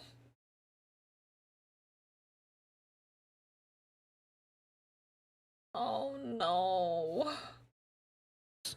The older ones tightly clutching the hands of their younger charges. All of them are crying, and their distress is not entirely due to the turmoil of evacuation raging around them, or the cultists' vile chanting rising in the distance. One by one, Brenevere picks them up and hands them over to the care of willing passengers, and each child cries the same plea as their protector savior fulfills his oaths. Don't go! Don't go! Oh. I already know how this ends and I hate it. You claim to cherish them, Lamenter. Kralk's metallic vox-distorted voice is laden with both amusement and incredulity, as if he is offering Brenevere an opportunity to deny that this is genuinely the case. I find such sentiment quite ludicrous. Were the lives of a handful of ragged slum children worth this needless pain? This pointless sacrifice? Yes! Brenevere gasps, dark clots of blood spilling from his lips as he forces his arm to raise his dying chainsword to counter the traitor Marine's maul. One sweep of Krauk's weapon smashes the blade aside, tearing it free of the Lamenter's weakened grip. Brenevere cannot keep himself from screaming aloud as the Iron Warrior next brings the maul down upon his right leg, shattering armor and splintering reinforced bone alike in one devastating strike. I didn't quite hear you. Krauk growls low and deadly as he repositions the maul over Brenevere's left leg, the threat blatant and unmistakable. I asked you if the mewling whelps were worth it. Well, were they? Yes. The Lamenter cries again, his melodic voice clear and filled with conviction. Immediately the maul pulverizes his knee, brutally destroying the limb before its ability to heal. What? Krauk snarls mockingly, shaking his helmed head in feigned confusion as Brenevere shudders in agony. I still can't hear you. What did you say? Yes!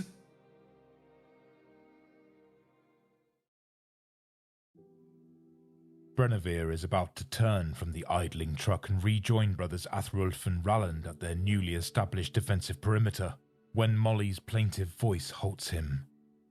The little girl strains to reach him, clasped tight as she is in the strong arms of the foundry woman, her tiny, dirty hands stretching out to him imploringly. Oh. Don't go! She sobs. Don't leave, Bren. Please, come with us.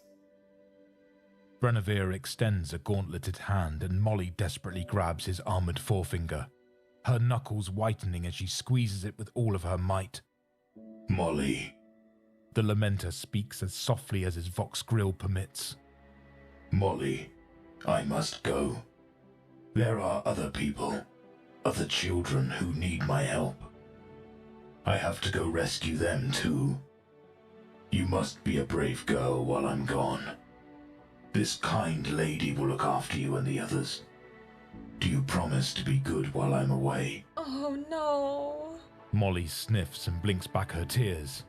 I promise, but will you promise to come back and find me? I'll miss you. Oh no. Behind his visor, Brenevere smiles sadly. I cannot make that promise, Molly. But do not be afraid. The Emperor protects, as always, and I will never forget you. Gently, he extracts his finger from her grip, and before she can start crying again, he turns and strides away, grateful that his helm hides his own tears. Oh, my guy. Your dad would be proud of you. He did not run even though he wanted to. Yes. It is fortunate Molly cannot see her steadfast savior now. Neither she nor any of the other children would be able to recognize him. Krauk grips the rim of Brenevere's gorget, holding him aloft as he spits a tirade of abuse and castigation into the Space Marine's tortured face. The Lamenter dangles like a child's poorly sewn rag doll in the Iron Warrior's implacable grip, blood flowing freely beneath his rent warplate, his limbs all crushed and twisted, his head lolling as Krauk shakes him like a disobedient menial in his fury. Broken bones grind together, and blood fills his punctured lungs. Brenevere can barely draw breath, can barely form a coherent thought. Yet he refuses to recant his actions, or denounce those he has saved for the sake of a swift death. You have accomplished nothing, foolish little hero. Krauk sneers as Brenevere vomits more crimson vitae onto his cracked breastplate. Your own erstwhile allies have deserted you. Aurelia will belong to the despoiler before the week is out. All your valor is in vain. For every terrified child you protected, 100 more are hunted down and slain like vermin amongst the ruins. For each shell-shocked civilian you led to safety, 1,000 more are rounded up and butchered like groks in the squares. The thirsting gods laugh at you, Lamenter. Unlike your false emperor, who could only sit and scream into the void, every mortal you've saved thus far will be either slaughtered or enslaved, and their cries of despair will echo throughout the immaterium to delight the primordial powers, as will yours. Fresh agony bursts anew through Brenevir's shattered body as Krauk releases him and he falls to the scorched flagstones, barely conscious and all but paralyzed from the relentless beating. This time he keeps the screams locked behind his teeth. The restless mob of cultists edge cautiously closer in hope that they might be allowed to partake in the death of one of the Emperor's loyal sons. Brenevir gazes wearily up at the hulking ironclad nightmare towering over him like doom incarnate. Then he coughs up another mouthful of blood and takes a deep, burning breath, recalling the great sacrifice his own suffering Primarch made so long ago. What are the delights of the ruinous powers to me, traitor? He snarls contemptuously through reddened froth. I exist to defy and deny them, both in the thrill of victory and in the pangs of defeat. I am the shield which protects the weak and the forsaken. I am the sword that defends the powerless and the forgotten. I am the spear that wards the innocent and the... You are nothing! The Iron Warrior roars as he grinds a heavy ceramite-shod boot down upon Brenevir's laboring chest. I slew Astartes 100 times your worth on the black sands of Istvan V. And I declare truthfully that you are nothing. You're one of those. Your forsaken chapter, this besieged world, your rotting Imperium, your impotent corpse god. Everything you are loyal to will be broken in the end. This is just a foretaste. A personalized lesson concerning the inevitability of futility. Now, I ask you one last time. Were those useless snot-nosed brats worth it?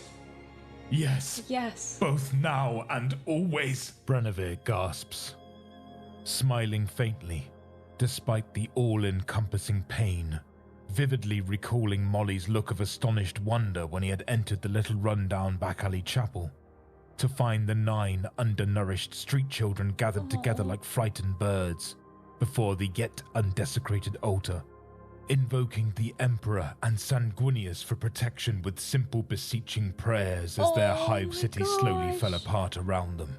The faith and Seeing innocence such of children. uncontained joy on such an innocent, hopeful face had made the entire search and rescue mission worth every grueling hour. I have no regrets, Abomination. None. For those I cherish, I die in glory.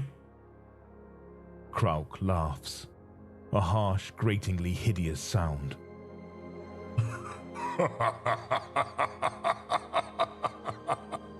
Oh yes, you shall indeed, Lamenter. Though there will be no glory in your death, these jackals that clamor at my heels will ensure it. Stepping away from the incapacitated Space Marine, the Iron Warrior utters a series of sharp commands in a vile, unintelligible language, whose syllables pierce Brenevir's mind like poisoned spikes. An ecstatic cheer arises from the watching mortals. With a parting blow to the side, Krauk turns and stomps off, crunching over the corpses of dead cultists and PDF troopers alike, pausing briefly to scornfully kick in the head of the lifeless brother Ralland.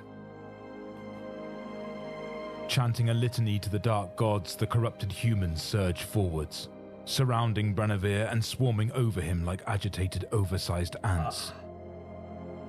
I am sorry, Molly. I hope my memory alone is enough to sustain you now. Serrated knives and other ritualistic flesh-tearing implements are driven through the rents in his armor and into his still-bleeding wounds. Kralk has done his work well. Brennevier cannot even raise a gauntlet to fend off his assailants. A cult leader of indeterminate gender, sporting a brass face mask fashioned in the form of a tusked porcine, leaps atop his befouled breastplate, clutching a glowing firebrand. Another grabs a fistful of the Lamenter's flaxen hair and begins to crudely scalp him. Fights break out as the cultists vie for the honor of mutilating his flesh. The pig-masked leader crouches down and hisses some unholy declaration into the Space Marine's face, before thrusting the heated brand into his right eye. Segments of ceramite are slowly ripped free, as warp-maddened men and women who would have otherwise fallen in droves before Brennevier's chainsword and bolt gun defile his broken body in a howling animalistic frenzy. For those we cherish, we die in glory. The Lamenter screams out a final time before his tongue is severed in a welter of blood. Darkness engulfs him, as his left eye is likewise pierced. The degenerate mortals stab, kick, claw and spit on him as the last pieces of his warplate are pried loose and cast aside. The hive is ours now. A phlegmy male voice gargles into his ear in garbled low Gothic, as several chain blades are activated in unison nearby. You have failed, Astartes. Curse your corpse god and die in vain. Better your target is me than the helpless people of Holdenmire. Brennevier steels his hearts and fortifies his mind against the torment and butchery to come. O Father Sanguinius, faithful and true even unto death, accept the sacrifice of your loyal son, in the knowledge that I have but one life to give to the Imperium. Abruptly, the chanting morphs into shouts of pain and anger as the crack of lasfire fills the plaza. Furious at being interrupted, the cultists hurl themselves en masse at the approaching foe in a storm of pounding footsteps and blasphemous oaths. Some of the newcomers are singing imperial hymns, and above the lasfire and the shrieking of revved chainswords, the familiar brutal bark of an Astartes pattern bolt gun rises, like a sacred song of defiance above the chaotic melee of joined combat. Brother Brennevier! Sergeant Athrulf's majestic booming voice is at once fury-filled and grief-stricken as he cuts and shoots his way through the throng of deranged mortals blocking his path. Brennevier cannot acknowledge him in any way, nor come to his aid. Do not put your life in peril on my account, he silently implores his squad commander, as the inexorable tread of Athrulf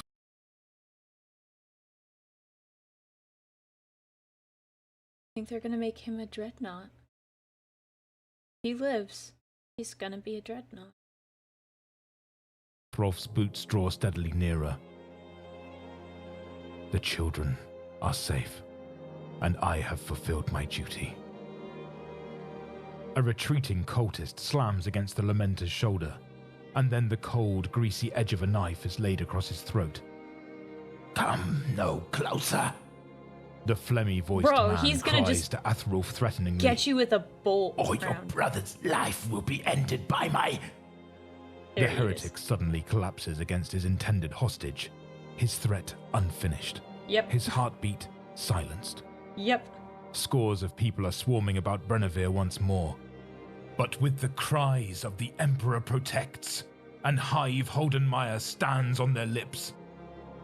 One woman empties a canteen of water over his ravaged face, promising fervently to make those heathen off-world bastards pay. Oh. These humans do not sound or behave like Holdenmire's professional PDF troopers. Having broken the cultist charge, they protectively surround the fallen Lamenter, awaiting further orders from the Space Marine who had rallied them. The last cultist dies with a wail of despair, and then a helmless Athrulf is kneeling by Brennevier's side, clutching one of his crushed hands, his hot tears of grief pattering down upon Brennevier's forehead and cheeks. Brother, Brother, I am here. Can you hold on until Thoror comes? With great effort, Brenevere shakes his head. He can barely breathe now, and there is a cold blackness creeping over him that has nothing to do with his blindness. Sanguinary priest Thoror cannot save him. Kralk has done his work well. Forgive me, Brother Sergeant. Forgive me, brave fighters of Holdenmire. I cannot stay. I must go. Again. Instead of shrinking back from the demoralizing sight of one of the Emperor's angels of death brought so low, the embattled citizens the Lamenters had sworn not to abandon to the depredations of the Black Legion pressed forward and placed their hands gently upon Brenevere's exposed form. Their touch is reverent and respectful in contrast to the ministrations of the cultists. Thank you, Lord, an elderly man says in a trembling, unsteady voice. I will remember you to the God Emperor for as long as I live, promises a younger woman, sounding as if she is on the brink of tears. You stayed, another man whispers in awe. Your chapter stayed, even after the other left. Molly's anguished, tear-streaked face flashes in Brenevere's mind's eye for a final time.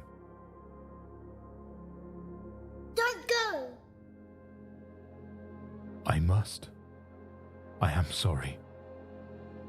For those we cherish, we die in glory. Brother Sergeant Athrulf of the Lamenters' 3rd Company bows his head as death claims the last member of his squad, feeling as if another piece of his heart has been torn away and trampled upon. For those you cherished, you died in glory, brother, he whispers quietly, before kissing his subordinate's pallid brow. He cradles the Space Marine's brutalized body against his chest, weeping silently. May Sanguinius accept your sacrifice, and may your soul take its rightful place in the Emperor's eternal legion alongside all of our fallen brethren. Rest in peace. We who still draw breath shall hold the line without capitulation or complaint until the bitter end. Rising, the Lamenter sweeps his piercing blue-grey eyes over the stricken faces of the mortal militia he now commands. Virtually all of the assembled men and women have tears running down their cheeks. Some are crying outright.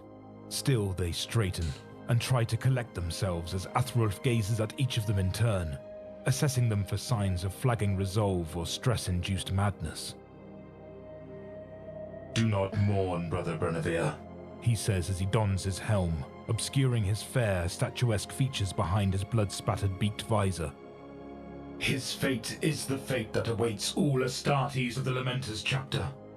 Pray rather that your own deaths are as valiant as his, regardless of the circumstances. Our chapter master and company captains all swore before making planetfall to never forsake the people of Aurelia, while the arch-enemy yet assails you. And those are oaths we will never renege, even though our allies abandon us, and the traitors heap contempt and death upon us. Stand fast! This is your city, and by our sacrifices we have consecrated it in the holy blood of the martyred Primarch. For the Emperor, for Sanguinius, for those we cherish, for those we cherish! The loyal hivers cry aloud in one voice as they collectively raise their scavenged weapons in defiance, their grieving faces hardening in determination. Athrulf salutes Brenevere's corpse with his sizzling power sword, his eyes lingering unwillingly on the dead Lamenter's profane wounds, knowing in the depths of his own heart a similar fate awaits him and those he leads. Behind his visor, Athrulf smiles sadly. It does not matter. He is a scion of Sanguinius, and like his revered gene-sire, he exists to serve as an example of righteous purpose and as an exemplar of the nobility that still exists within the human species. Yes. If our Primarch suffered such an end, then we, his misbegotten sons, must expect no less from this hostile, hope-forsaken galaxy. The distant stars burn all the more brightly in the void, because they are forever surrounded by such a great darkness. Thus, We must strive to be as stars to the Imperium's people, so that they may know they are not alone in the vast darkness. Baring his teeth in grim acceptance, Athrulf maglocks his sword to his hip and slams his next-to-last clip of ammunition into his spent bolt gun. A nearby explosion showers more rubble across the corpse-strewn plaza, Go get that causing Iron the Warrior. unarmed civilian soldiers to scatter for cover.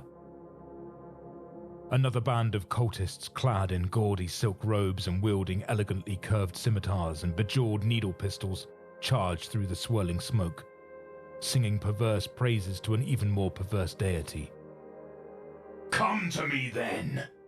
Athrulf roars deafeningly as he swiftly redraws his sword and strides forward without hope or fear to meet the onrushing enemy frontrunners. For those we cherish, we die in glory!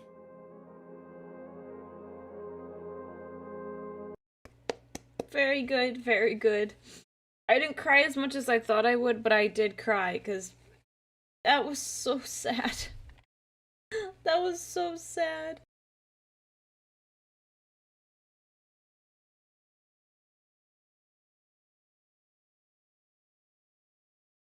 But it's okay. We're okay now. Whew. Oh my gosh. Now we finished all the Lamenters stories. Vox and Void, you do amazing stuff. Oh my gosh, they're really close to 100,000 subscribers. Guys, please follow them. Please follow them. Get them to 100K. Get them that silver play button. They deserve it. Oh my gosh, they deserve it. Please go follow them on YouTube. Please do that. Oh man, that was good. That was good. I did have a video prepared. For we have the Lamenters, Fate of the Lamenters, from TTS. So it'll be good. More Vox and Void recommendations in the Discord. Thank you. Thank you. I can't wait to go through them. There's like so much. There's so much Warhammer content. I don't know when I'm gonna get through it all, but I'm gonna do it. But we're gonna get through it eventually. We're gonna watch the TTS because it's Blood Angels week. We're almost done with TTS too. Oh man, that makes me sad as well. But we'll do Hunter the Parenting and a couple other things too. As we wait, I shall ask something. Yes, master? As the Astartes, for whatever Lord reason, have had something like 26 different foundings, I demand a question answered pertaining to the 21st founding. Ah, yes, the reputed cursed founding.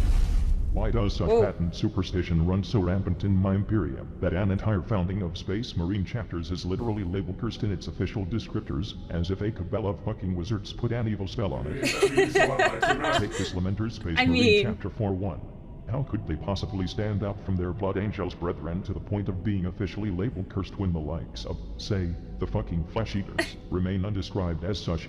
In fact, if you wish to go this route, They have I would bad even luck. dare They say have in bad all luck. mine misery that the entire Blood Angels gene stock is quote-unquote cursed. Oh, no, the Lamenters are absolutely cursed. What the fuck? How?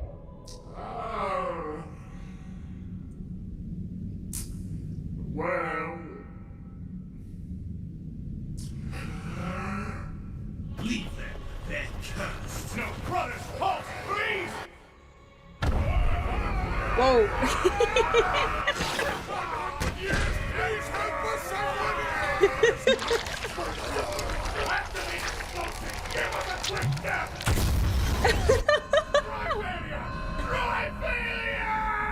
Oh no, I should be laughing.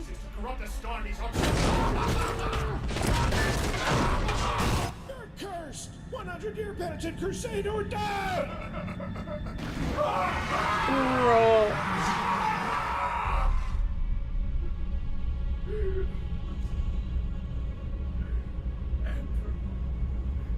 Sanguinius, we try our best. We save your people. We stand by you. We love you. So please, answer. What have we done to deserve this fate? The poor boys. That's about it. Oh,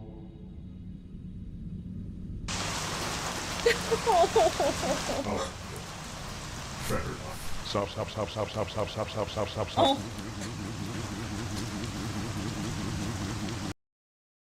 Oh, those poor Lamenters. If only they hadn't made it funny. The video's supposed to be sad, but oh, those poor guys. So sad. Okay. Let's see. Let me double check. I had some. Here, we're gonna switch back to chatting really fast. I think I have some other videos. But I want to look for them first before we, I want to look for them first on my screen before we switch back over. I just want to make sure, because I have one. It's long, though. Baldermort has a video on the Blood Angels story and lore update, but it's 45 minutes. It's 45 minutes.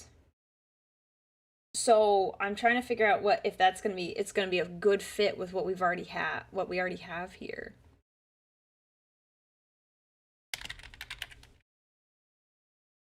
But if anyone does have any recommendations, I'm down to hear them, because a lot of the lore style videos are like really long. Vox has more Blood Angel stories. Blood Angels, because I really like their stuff. We have Descend of the Angel. I see there's one called Blood Reckoning. 45 minutes. Judgment. Ooh. Which is, I mean, most of those are like fiction. Baldermort is Senpai. I never thought I was gonna read that ever in my life. I like Baldermort, but I don't know if I would ever call him, Senpai. Oh my gosh.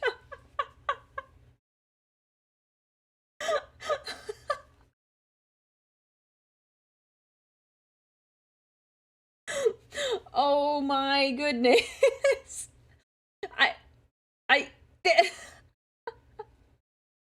There's some in the Discord. Let me look. Yeah, I'm not that I don't take recommendations elsewhere, but it's usually the easiest to see, it's usually the easiest to see them in the Discord. So Judgment, Blood Reckoning. Yeah, I want to do Judgment. Oh, Prey Sight for Night Lords. That's good. I want to do Night Lords week too. Voldemort's intro to his Death Company video is really good. There is still the TTS Lamenters episode. I'm sorry, DinoFan219, you literally just missed it. Like, we finished it, like, not, like, 3 minutes ago. You just missed it. I must take my leave. I must sleep now. Yes, go get some sleep. Go get some sleep. We'll do the Judgment one. We'll do Judgment, because that one's, like, 10 minutes. Should I prepare a game that's, like, that like, fits with all of the Lamenters and like the sadness that is the Blood Angels? Oh my gosh.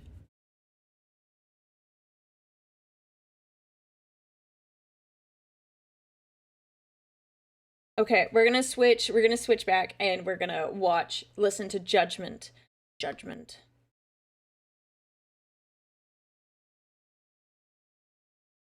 Okay. This should be good too. It's kind of like, I should have advertised this more as like a movie night type thing. Cause it's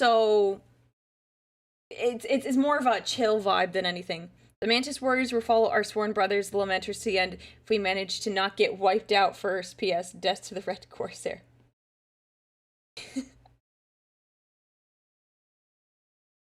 It's 15-15 stealth. Thank you for the super chat. Okay, this will be perfect. I love the Lamenters. I wish their logo wasn't absolutely awful to try hand painting. Well, you know what? They can't have any good luck. Like, they can't have any good luck.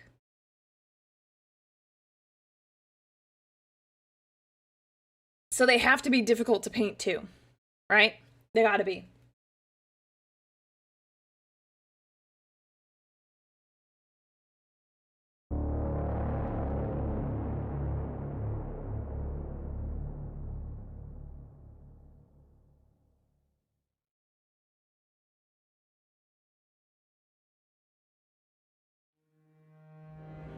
I am glad our father Sanguinius is dead. Oh, what a take. I am glad our Primarch will never see what his sons have become. Okay, I understand now. Yep, what that's my fair. chapter has become. Ooh. What I have become. I am a beast in the form of a man. I am a monster with the face of an angel. I am a warrior fighting a war that will never end. I do not speak of the war raging across the galaxy without. I speak of the war raging in the soul within. The war I must wage against my very nature. The war against my own self. The war I am losing. With a silent prayer to the Primarch, I will myself to remain still as the butchery continues around me, unabated. Poised to deliver judgment, I stand drenched in blood from head to heel. Roll credits. The crimson and silver of my warplate, coated in dripping viscera. A human grovels at my feet, surrounded by the bolter-mangled corpses of his life wards and honor guard. Are you gonna eat him? A quivering, corpulent, florid-faced man clad in rich, opulent garments. His neck and fingers adorned with chains of gold and jeweled rings. He is the very image of mortal indolence and self-gratification. Tears of shock and horror run down his round cheeks as his hands scrabble imploringly at my blood-slick boots. Please, Captain! The Imperial Governor bleats, his eyes rolling frantically like those of some terrified bovine as it is driven into a slaughtering chute. Have mercy! I beg you! His craven pleading disgusts me. I gaze down upon him, my expression pitiless, and peel back my lips to reveal elongated fangs, reddened with the blood of his allies and defenders. He shudders and breaks eye contact, unable to endure the true countenance of his executioner. Around the lavish throne room, squads of my battle brothers move amongst the dead and dying of his court, eviscerating the living with their knives and chain blades. I think they did something or wrong. kneeling down to drain dry the veins of the men and women whose arrogance and lust for power have brought this wretched planet to the brink of damnation. You know why I am here, I snarl, struggling to remain focused as my brothers revel in their righteous bloodletting. The governor moans and shakes his bald head, still unrepentant, still in denial. Wait, please. Ooh. I have the wealth He of a doesn't world know at my what he disposal. did wrong, and that's the Gold. thing. He doesn't feel bad about it. Oh, you're so hosed. You're so hosed. This is awesome. Just woke up watching The Fate of the Lamenters, and the old man react is here. My favorite Warhammer 40k people are here. Welcome, welcome. I hope you slept well, Leon. This is proving to be a very fun stream. Very kind of chill. Very chill stream. And silver and precious stones, the softest silks, the finest wines, body slaves who can satisfy any conceivable Do you think you're talking to Emperor's Children or someone else? Like, don't you know the Stardies are, for the most part, above that? With the exception of a bunch? Buddy, that's not gonna work. Not gonna work. desire. Soldiers, weapons, livestock, fuel, Soldiers. anything you want, I will He give you. has his Anything brothers. at all. In his delusion, the man seeks to bargain for his life. Yeah. To buy off with material goods the He's judgment done it before. of immortal demigods. I reach down and seize a fistful of his robes. He whimpers and soils himself as I lift him bodily from the floor with one hand. I look directly into his wide, disbelieving eyes. There is only one thing I desire. Yeah. I growl as I bring my face within inches of his. I lick my lips. Oh no. The color drains from his cheeks, and he starts to hyperventilate as understanding dawns, piercing through his denial. No! No! You Oh. cannot harm me! I am... Yeah? Who's gonna stop him? Your status is not gonna save you, bro. He just took out a bunch of all your other guys. Like, what? He is not above that. Oh my gosh. He's so dumb. the regent of this world. I am... An arrogant, pleasure-besotted degenerate whose attempt to secede from the Imperium initiated a planet-wide civil war. Even worse, you tried to secede from the Imperium and you think, oh no, he won't hurt me. Oh no, I cannot possibly. No, he would never, never hurt me, even though I tried to leave. How dumb are you? I think Aurelia is getting a little too interested in the gory details of the Blood Angels operations. I'm a melee girly. I either like to be up close and in your face with a big sword, or I like to be very far away with a sniper rifle. And I'm feeling very Blood Angel-y this week. I'm really feeling it. War that has resulted in the deaths of millions.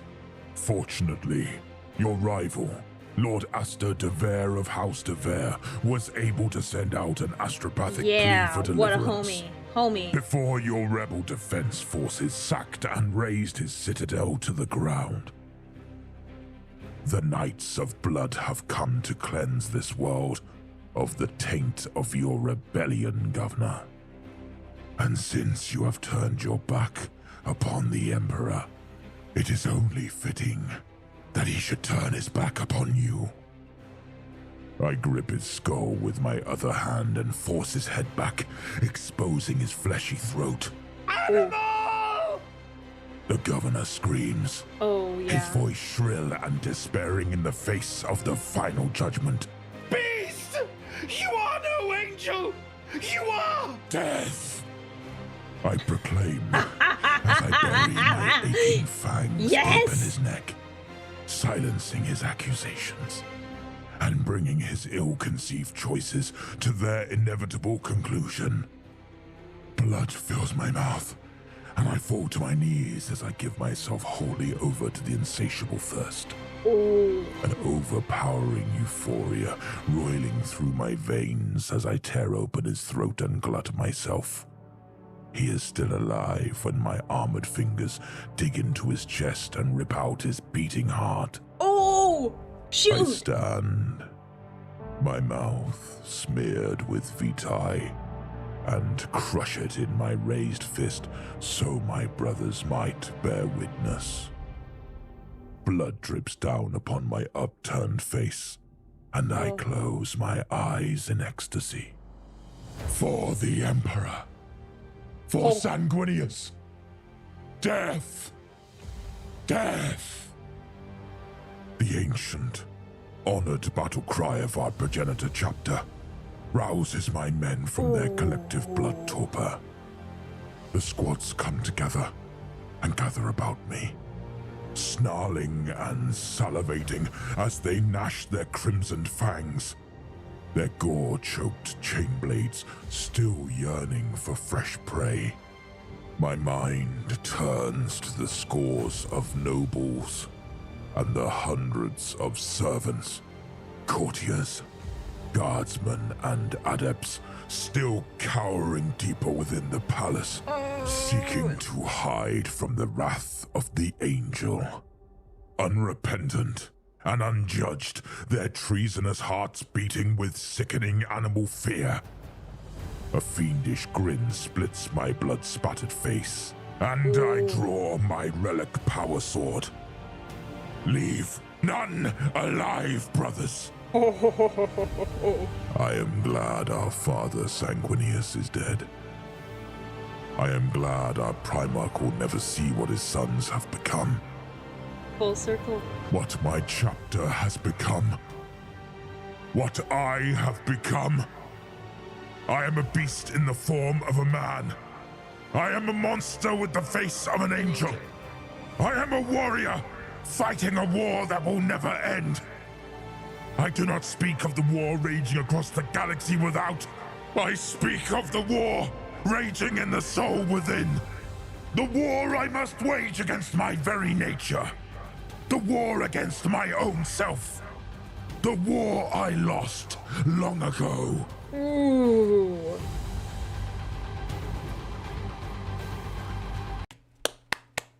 Yes. Oh my gosh. Yes.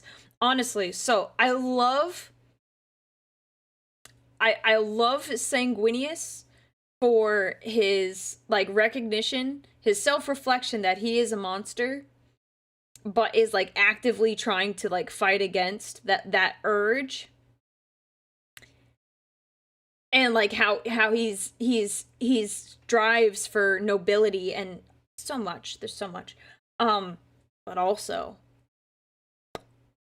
seeing the unhinged side is like, oh, that's so cool. That even though that they are very much messed up, that they still kind of just a little bit fight against it. They recognize what they are. Like I know what I am. I'm under no delusions, but I'm still gonna fight and like purge the enemies of the Imperium.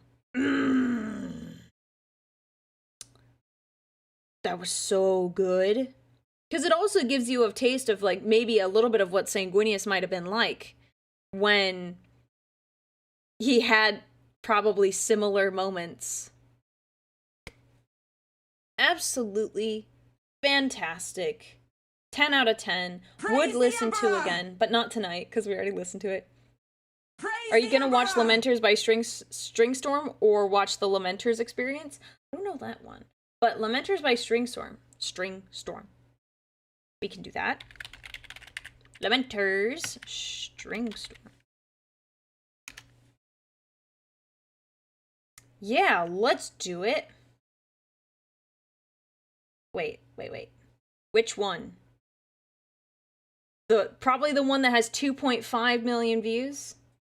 But he looks pretty while doing it. Yes. I did read about the chapter's demise and the devastation of Baal. Yes, it was they were on Baal. Wait. Yeah, they totally got wrecked. They got bodied. Kabanda. This one. A taste, you say? Ah, yes. Yes, a taste. Okay, we're gonna listen to this. I have no idea how loud this is gonna be. Never watched this before, but I love Stringstorm stuff. Because what, didn't they do, I get recommended this a lot, even though, like, I listen to it pretty frequently. Last Stand of Rylanor. Love that song. Love that song.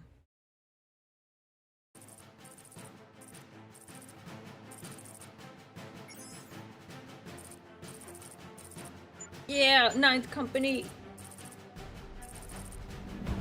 Before my eyes span to tide, the kind which we have never braced against before. Behind my back is a writhing mass, civilians who are desperate in the face of war. Bound to my blades are unflinching hands, with palms holding the promise of peace restored. A God-sent wall the gold adorns, whose vibrance will be tarnished by the stain of gold. It's so funny. Oh, we get a raid!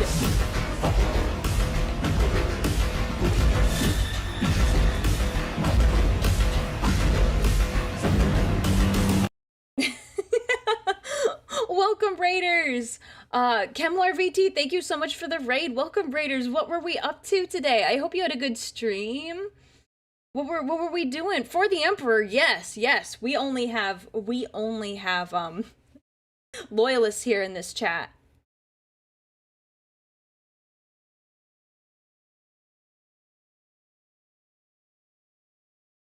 Let's see, it's on the Twitch side, YouTube.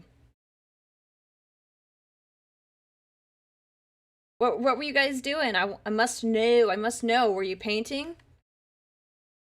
We're finishing Batman Arkham Asylum. Oh, I've heard, is it that one? I've heard there's some really good Batman games, and I've wanted to play them, but it falls kind of outside like what I usually stream. I have to check it out. Well, thank you so much for the raid. Feel free if you need to go eat, if you need to drink water, or you need to go to bed, feel free to go ahead and do that. But thank you so much for the raid. It was fun. A member of chat recommended solid 7 out of 10. Great. Oh, yep. Roll, stretch, and do the posture check. Thank you. You're right. I've been shrimping it a little bit. It's a good place for a while. It is. It is a very good place. Very good place.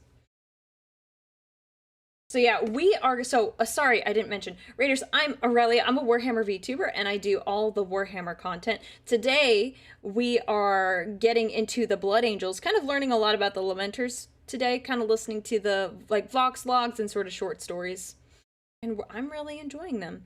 This is the song we're supposed to listen to, right, chat? This is the song you're talking about? Just making sure, because there is another one here, Revisited. So I don't know which one we're supposed to listen to.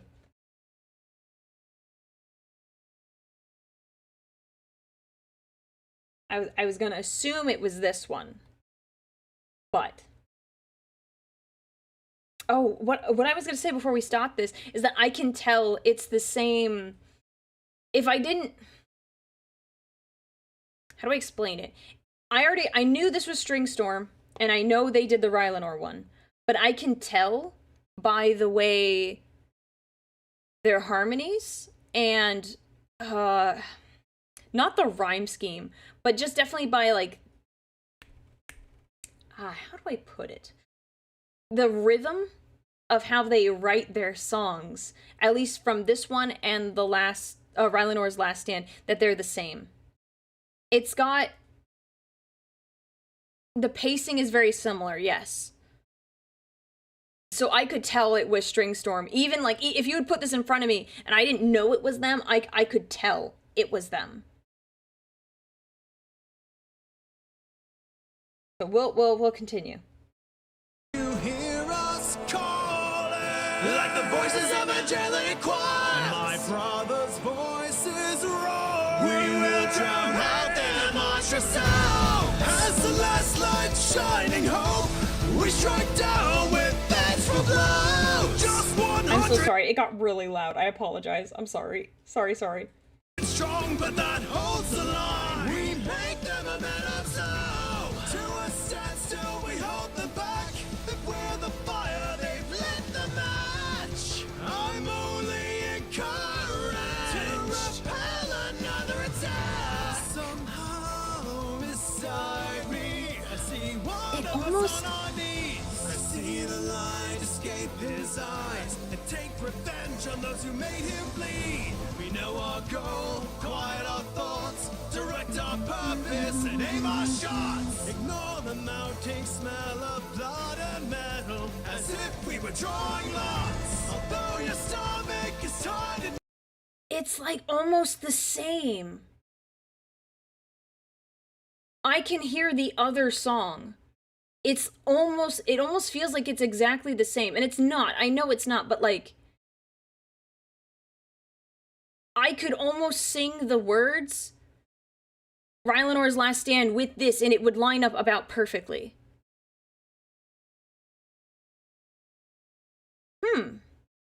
That's making me think.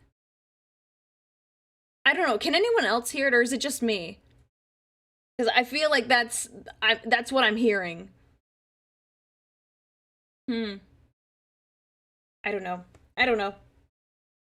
I just feel like I could take the words and I could sing them in this song and it'd be about the same. Yeah, I don't know.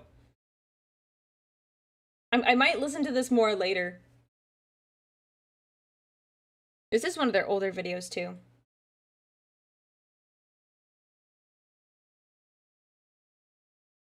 Huh. Yeah, I'll have to check these out later. But I've heard some of their others and they're really, really good.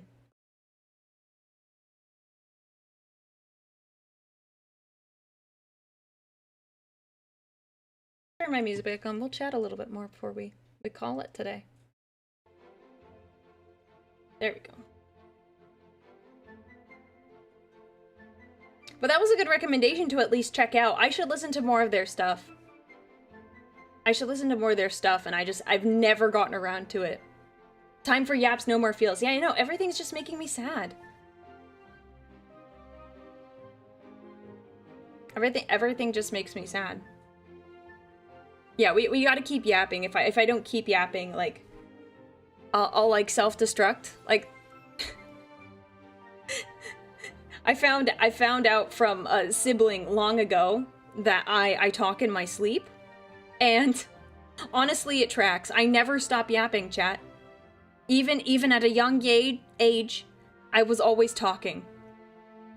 I was always talking. And as I've thought about it more, I definitely got the yap from my father. It's like how sharks need to swim forward to breathe. Aurelia needs to keep yapping or she stops breathing. You're right. You're absolutely right. Any moment where I'm quiet, like I'm like close to death. I'm like on the edge of death. Aurelia murmurs Sanguinius love quotes in her sleep. Oh no. I hear it in my walls. You don't know that. You don't know that. You don't know that. I'm in all of your walls. Not the gift of gab, the gift of yap. Yes, it's very different. It's very different, very distinct.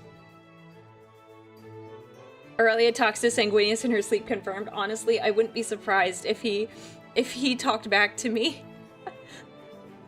If he was like, I'm like, oh, the pickles in the fridge, and he's like, oh, what about the pickles? And like actually have a full-on conversation. I don't know if I've ever had a dream about pickles in the fridge. But I did have, like, what was my dream? I did have a weird dream when I was napping earlier. It was a little odd. The words are built up in her head. She has to release them or else she burns out from overflow errors.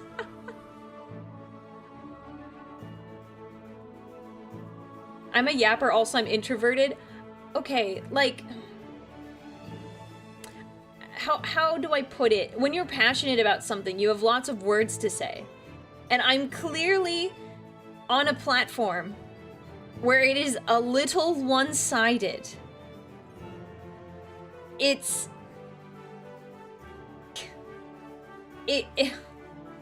is a little one-sided. It's not like we all take turns having a conversation. It is I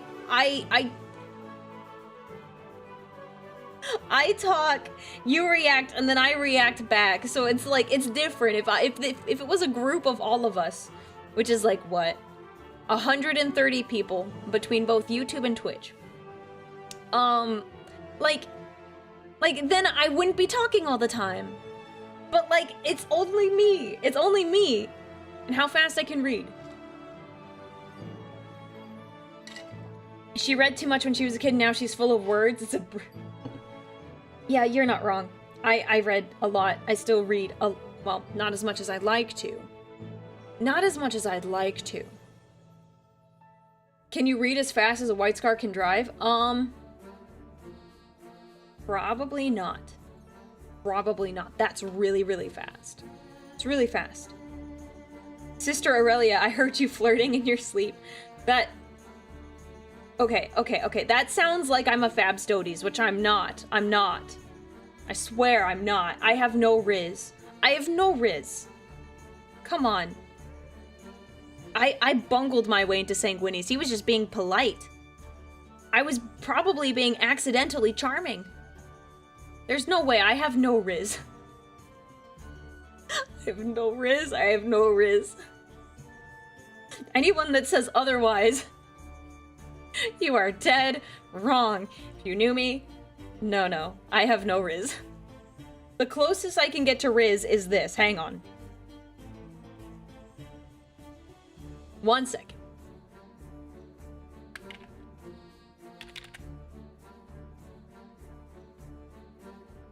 Look, this is about the closest I can get to having any riz.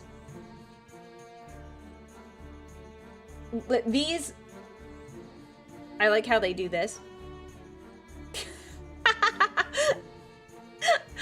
They got all messed up on my face. See? Look, no riz, no riz. Look at that.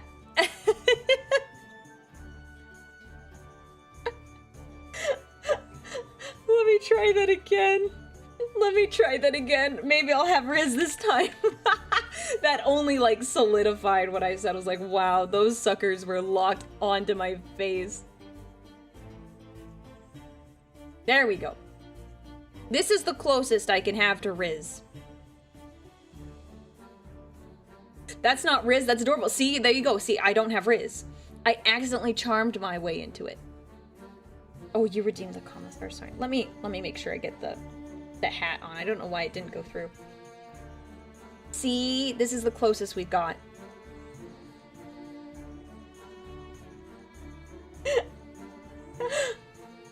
Who needs riz when you're a Warhammer fan? That ought to be enough. I have heard otherwise, but, you know, don't worry about it. Don't worry about it. I have max riz now? Okay, cool. Cool. Sister Aurelia, the other custodians heard some strange things being said during the night shift. Something about sanguineous and...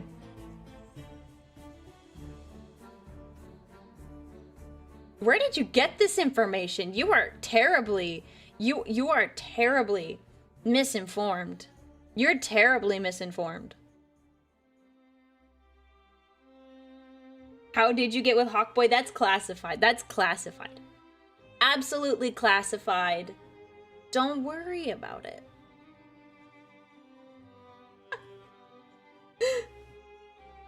Besides Blood Angels, what other factions do you like? Custodians are my favorite, and then the Blood Angels. I also like the Black Templars. If I had to pick a Xenos faction, it'd be Eldar. Don't read into that. That's kind of it. That's kind of it. All girls gotta do to rizz up guys now is to show them a commissar hat and the end of a bolt pistol. Yeah, honestly. You guys, you need help sometimes. Which Eldar? The Craft World Eldar. No, I'm not a Drukari girl. No. No. Okay, I'm gonna take these off. No more Rizrelia. It doesn't even exist. It doesn't even exist.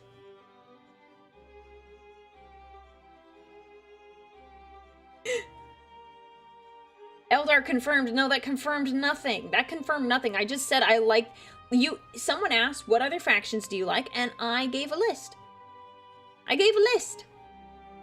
Just don't read into it too much. I do like the orcs though, but I don't know if I'd ever paint them or anything. All girls need to do is talk about Warhammer 40k to get guys to like them. Okay, that... Real talk, chat. Real talk, chat.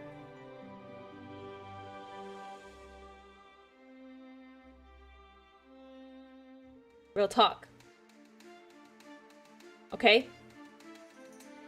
I'm a married woman. I'm married to Sanguinius.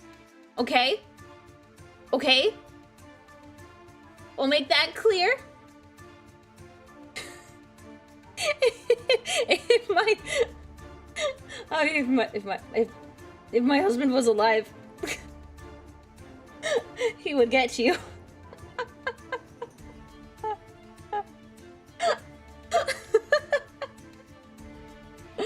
Oh my gosh. I'm so dumb. I'm sorry. Aurelia is an abhuman, guys. Not a full-on elder. Abhuman. That doesn't even mean I'm half elder. Let me make that clear. Abhuman. Abnormal human. I made Hawkboy marriage abundantly clear. Good. Good, good, good. Good. Heard he's good in a fight. Yeah, so be careful. It's like the saying, like, oh, my boyfriend will... My... Oh, the perfect time for the redeem. I was gonna say, it's like, oh, my boyfriend, he'll take you in a fight. That's what that sounds like. I heard if you eat some orcs, you should probably see him. Yeah, I need to talk with a Big E, because it would be kind of nice. What's the sub count altogether now? It is 766. That's the total. It's a little off because YouTube doesn't update. It's YouTube's having a time. So it's 766. It's a little, I always update it at the end manually. You're not married to Sanguinius? No. What? Heretic. I am married. I just, you know, just the joke of him being my boyfriend.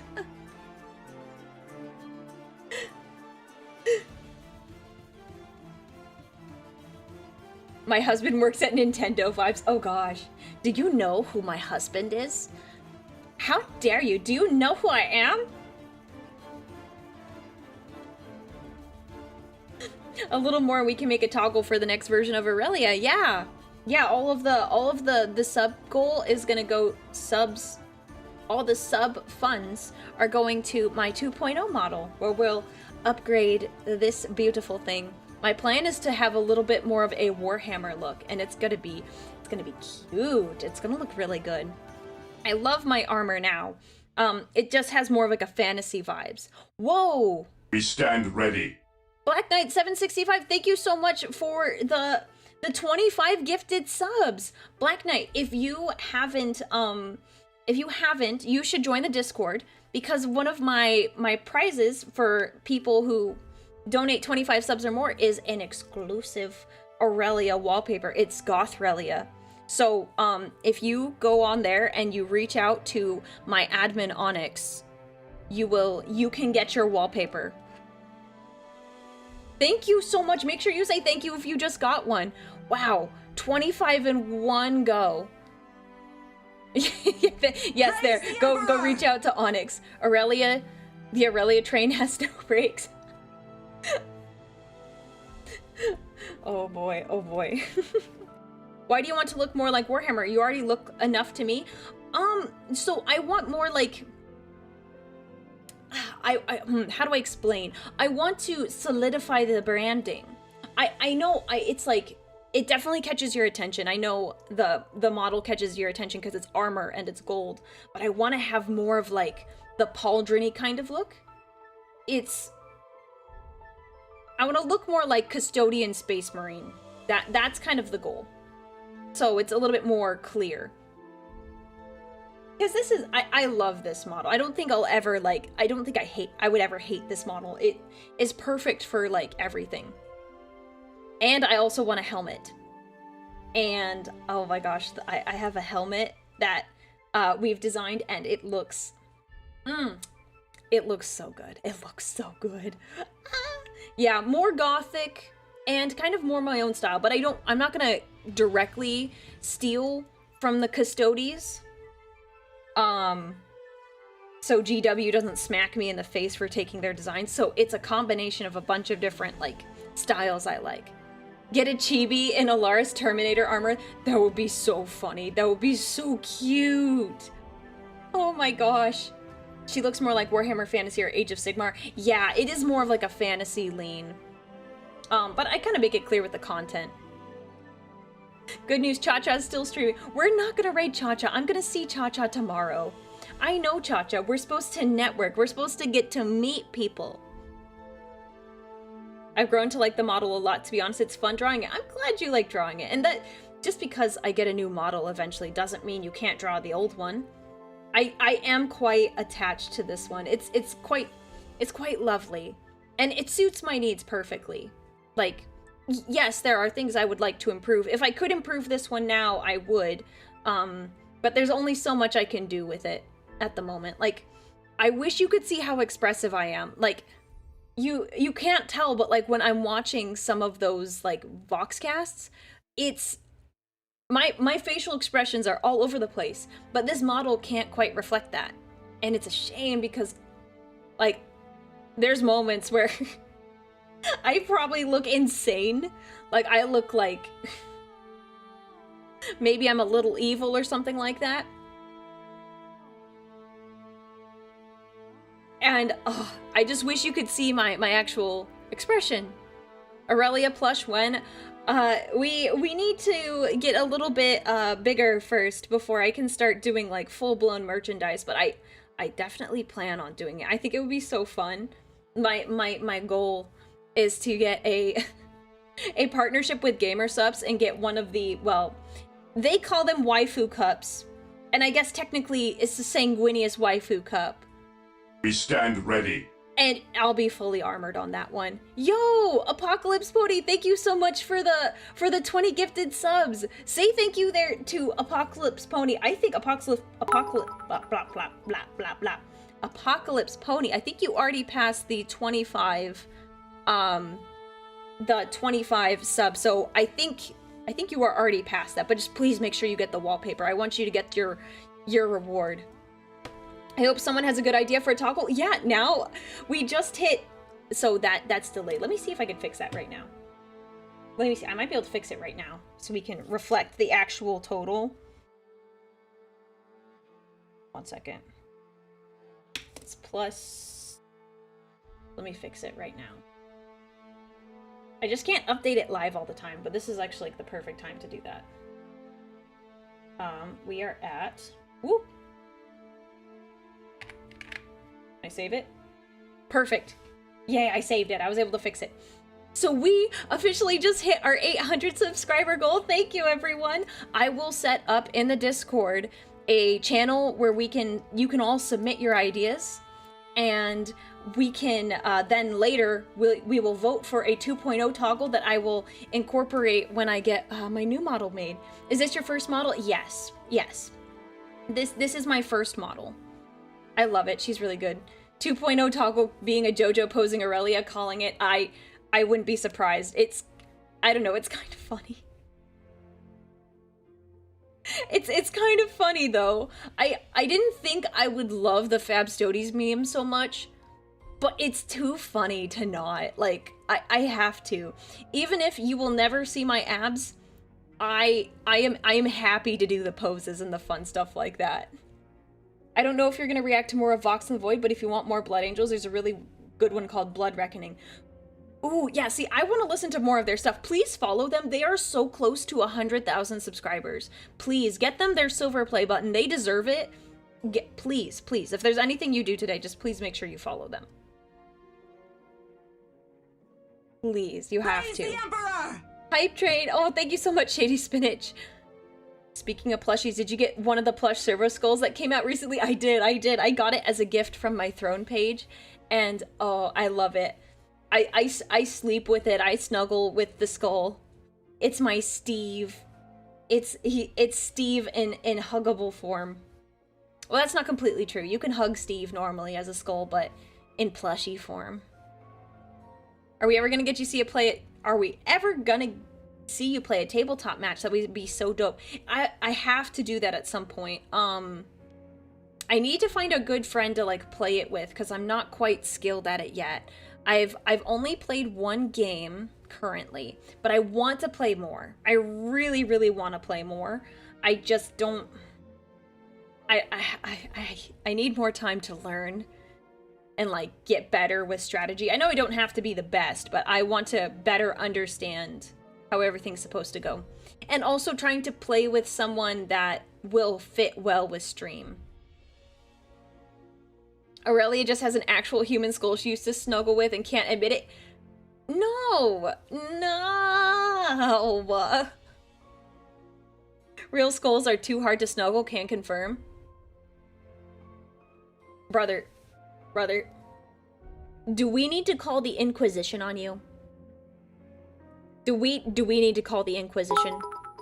Because that sounds like a problem.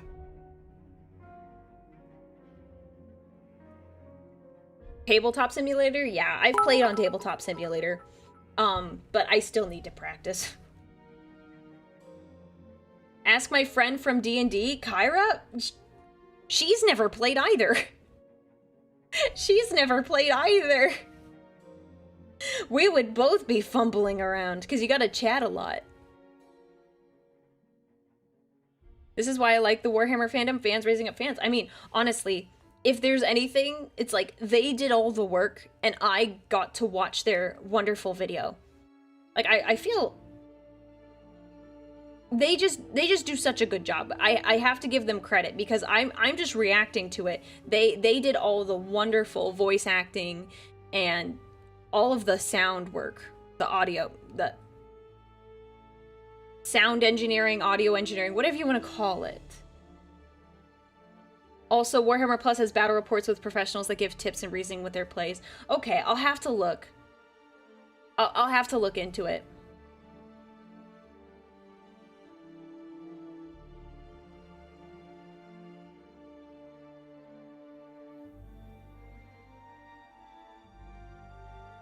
So, yeah, it'll be a good learning experience. I just gotta kind of, I gotta square up a few things. And we also have to, like, I also have some other streams that we'll need to do. Like, I get to play one of the games you recommend, which will be fun. So we have got a couple streams to do. Maybe we'll get to play it maybe by the end of this year, maybe sometime early next year. That would be cool. Cool. What I love about the Fabulous Custodes is the beginning they began as a joke, but then they got character development. Yes, they each have their own, and not all of them. I know, oh, which one is it? I don't remember their names. I'm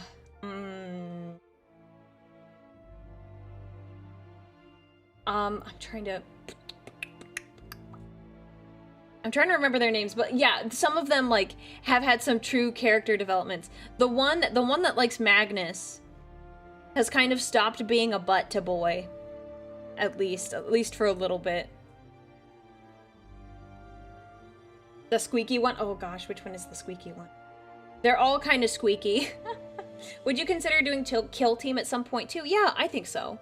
I think that would be a lot of fun. There's so much I want to do. I don't have the time to do it all. Which is unfortunate, because I really think it would be fun. Yeah, I know, so I know Karstodes, Wamudes. Wamudes is Alpha, and then the third one who can't read. My friend got me into Warhammer, says his greatest achievement is getting me and the other friend into Warhammer and us not getting scared off. And that's kind of my goal here too. I hope that the medium of a VTuber who is passionate about the hobby doesn't scare people off. And that they're... that they, at least you enjoy my passion and my, my passion. My passion for it. And that you're not scared off by how, like, into sanguineous I am.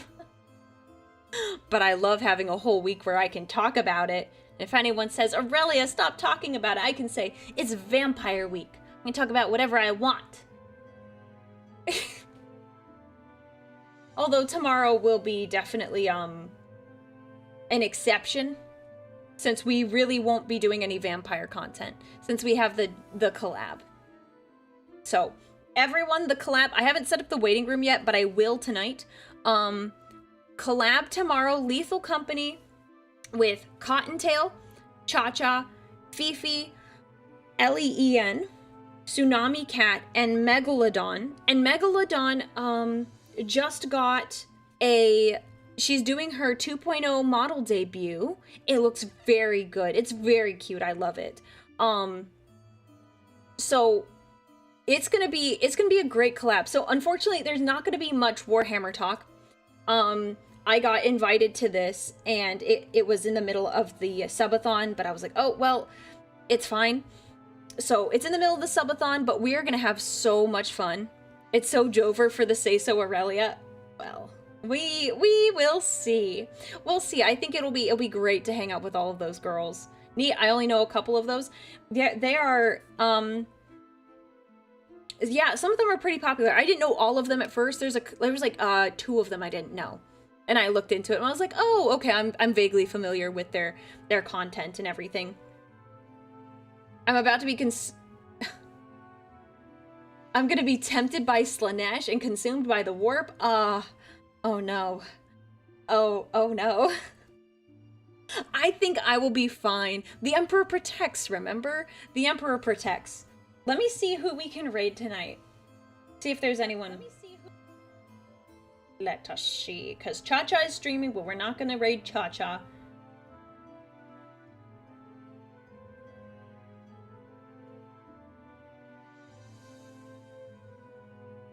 Let me see. Yeah, Megalodon is on right now, but she's got a lot of people in there. Let me also look on YouTube as well. That usually helps for finding people who are alive. She's gonna put them all on the Primarch boyfriends. I can feel it. Oh no. Oh, that'll be interesting. I'd have to see who I'd pair them up with. None of them can have Sanguinius. None of them can have Sanguinius. Let's see who's here. Who is that?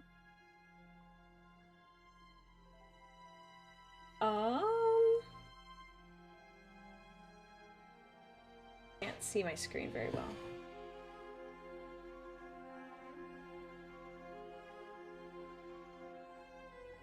Man, not many people that I would normally raid. Let me see. Kind of like Monday nights. I don't normally stream on a Monday night, so this is definitely definitely very like different seeing who's live at this time of day.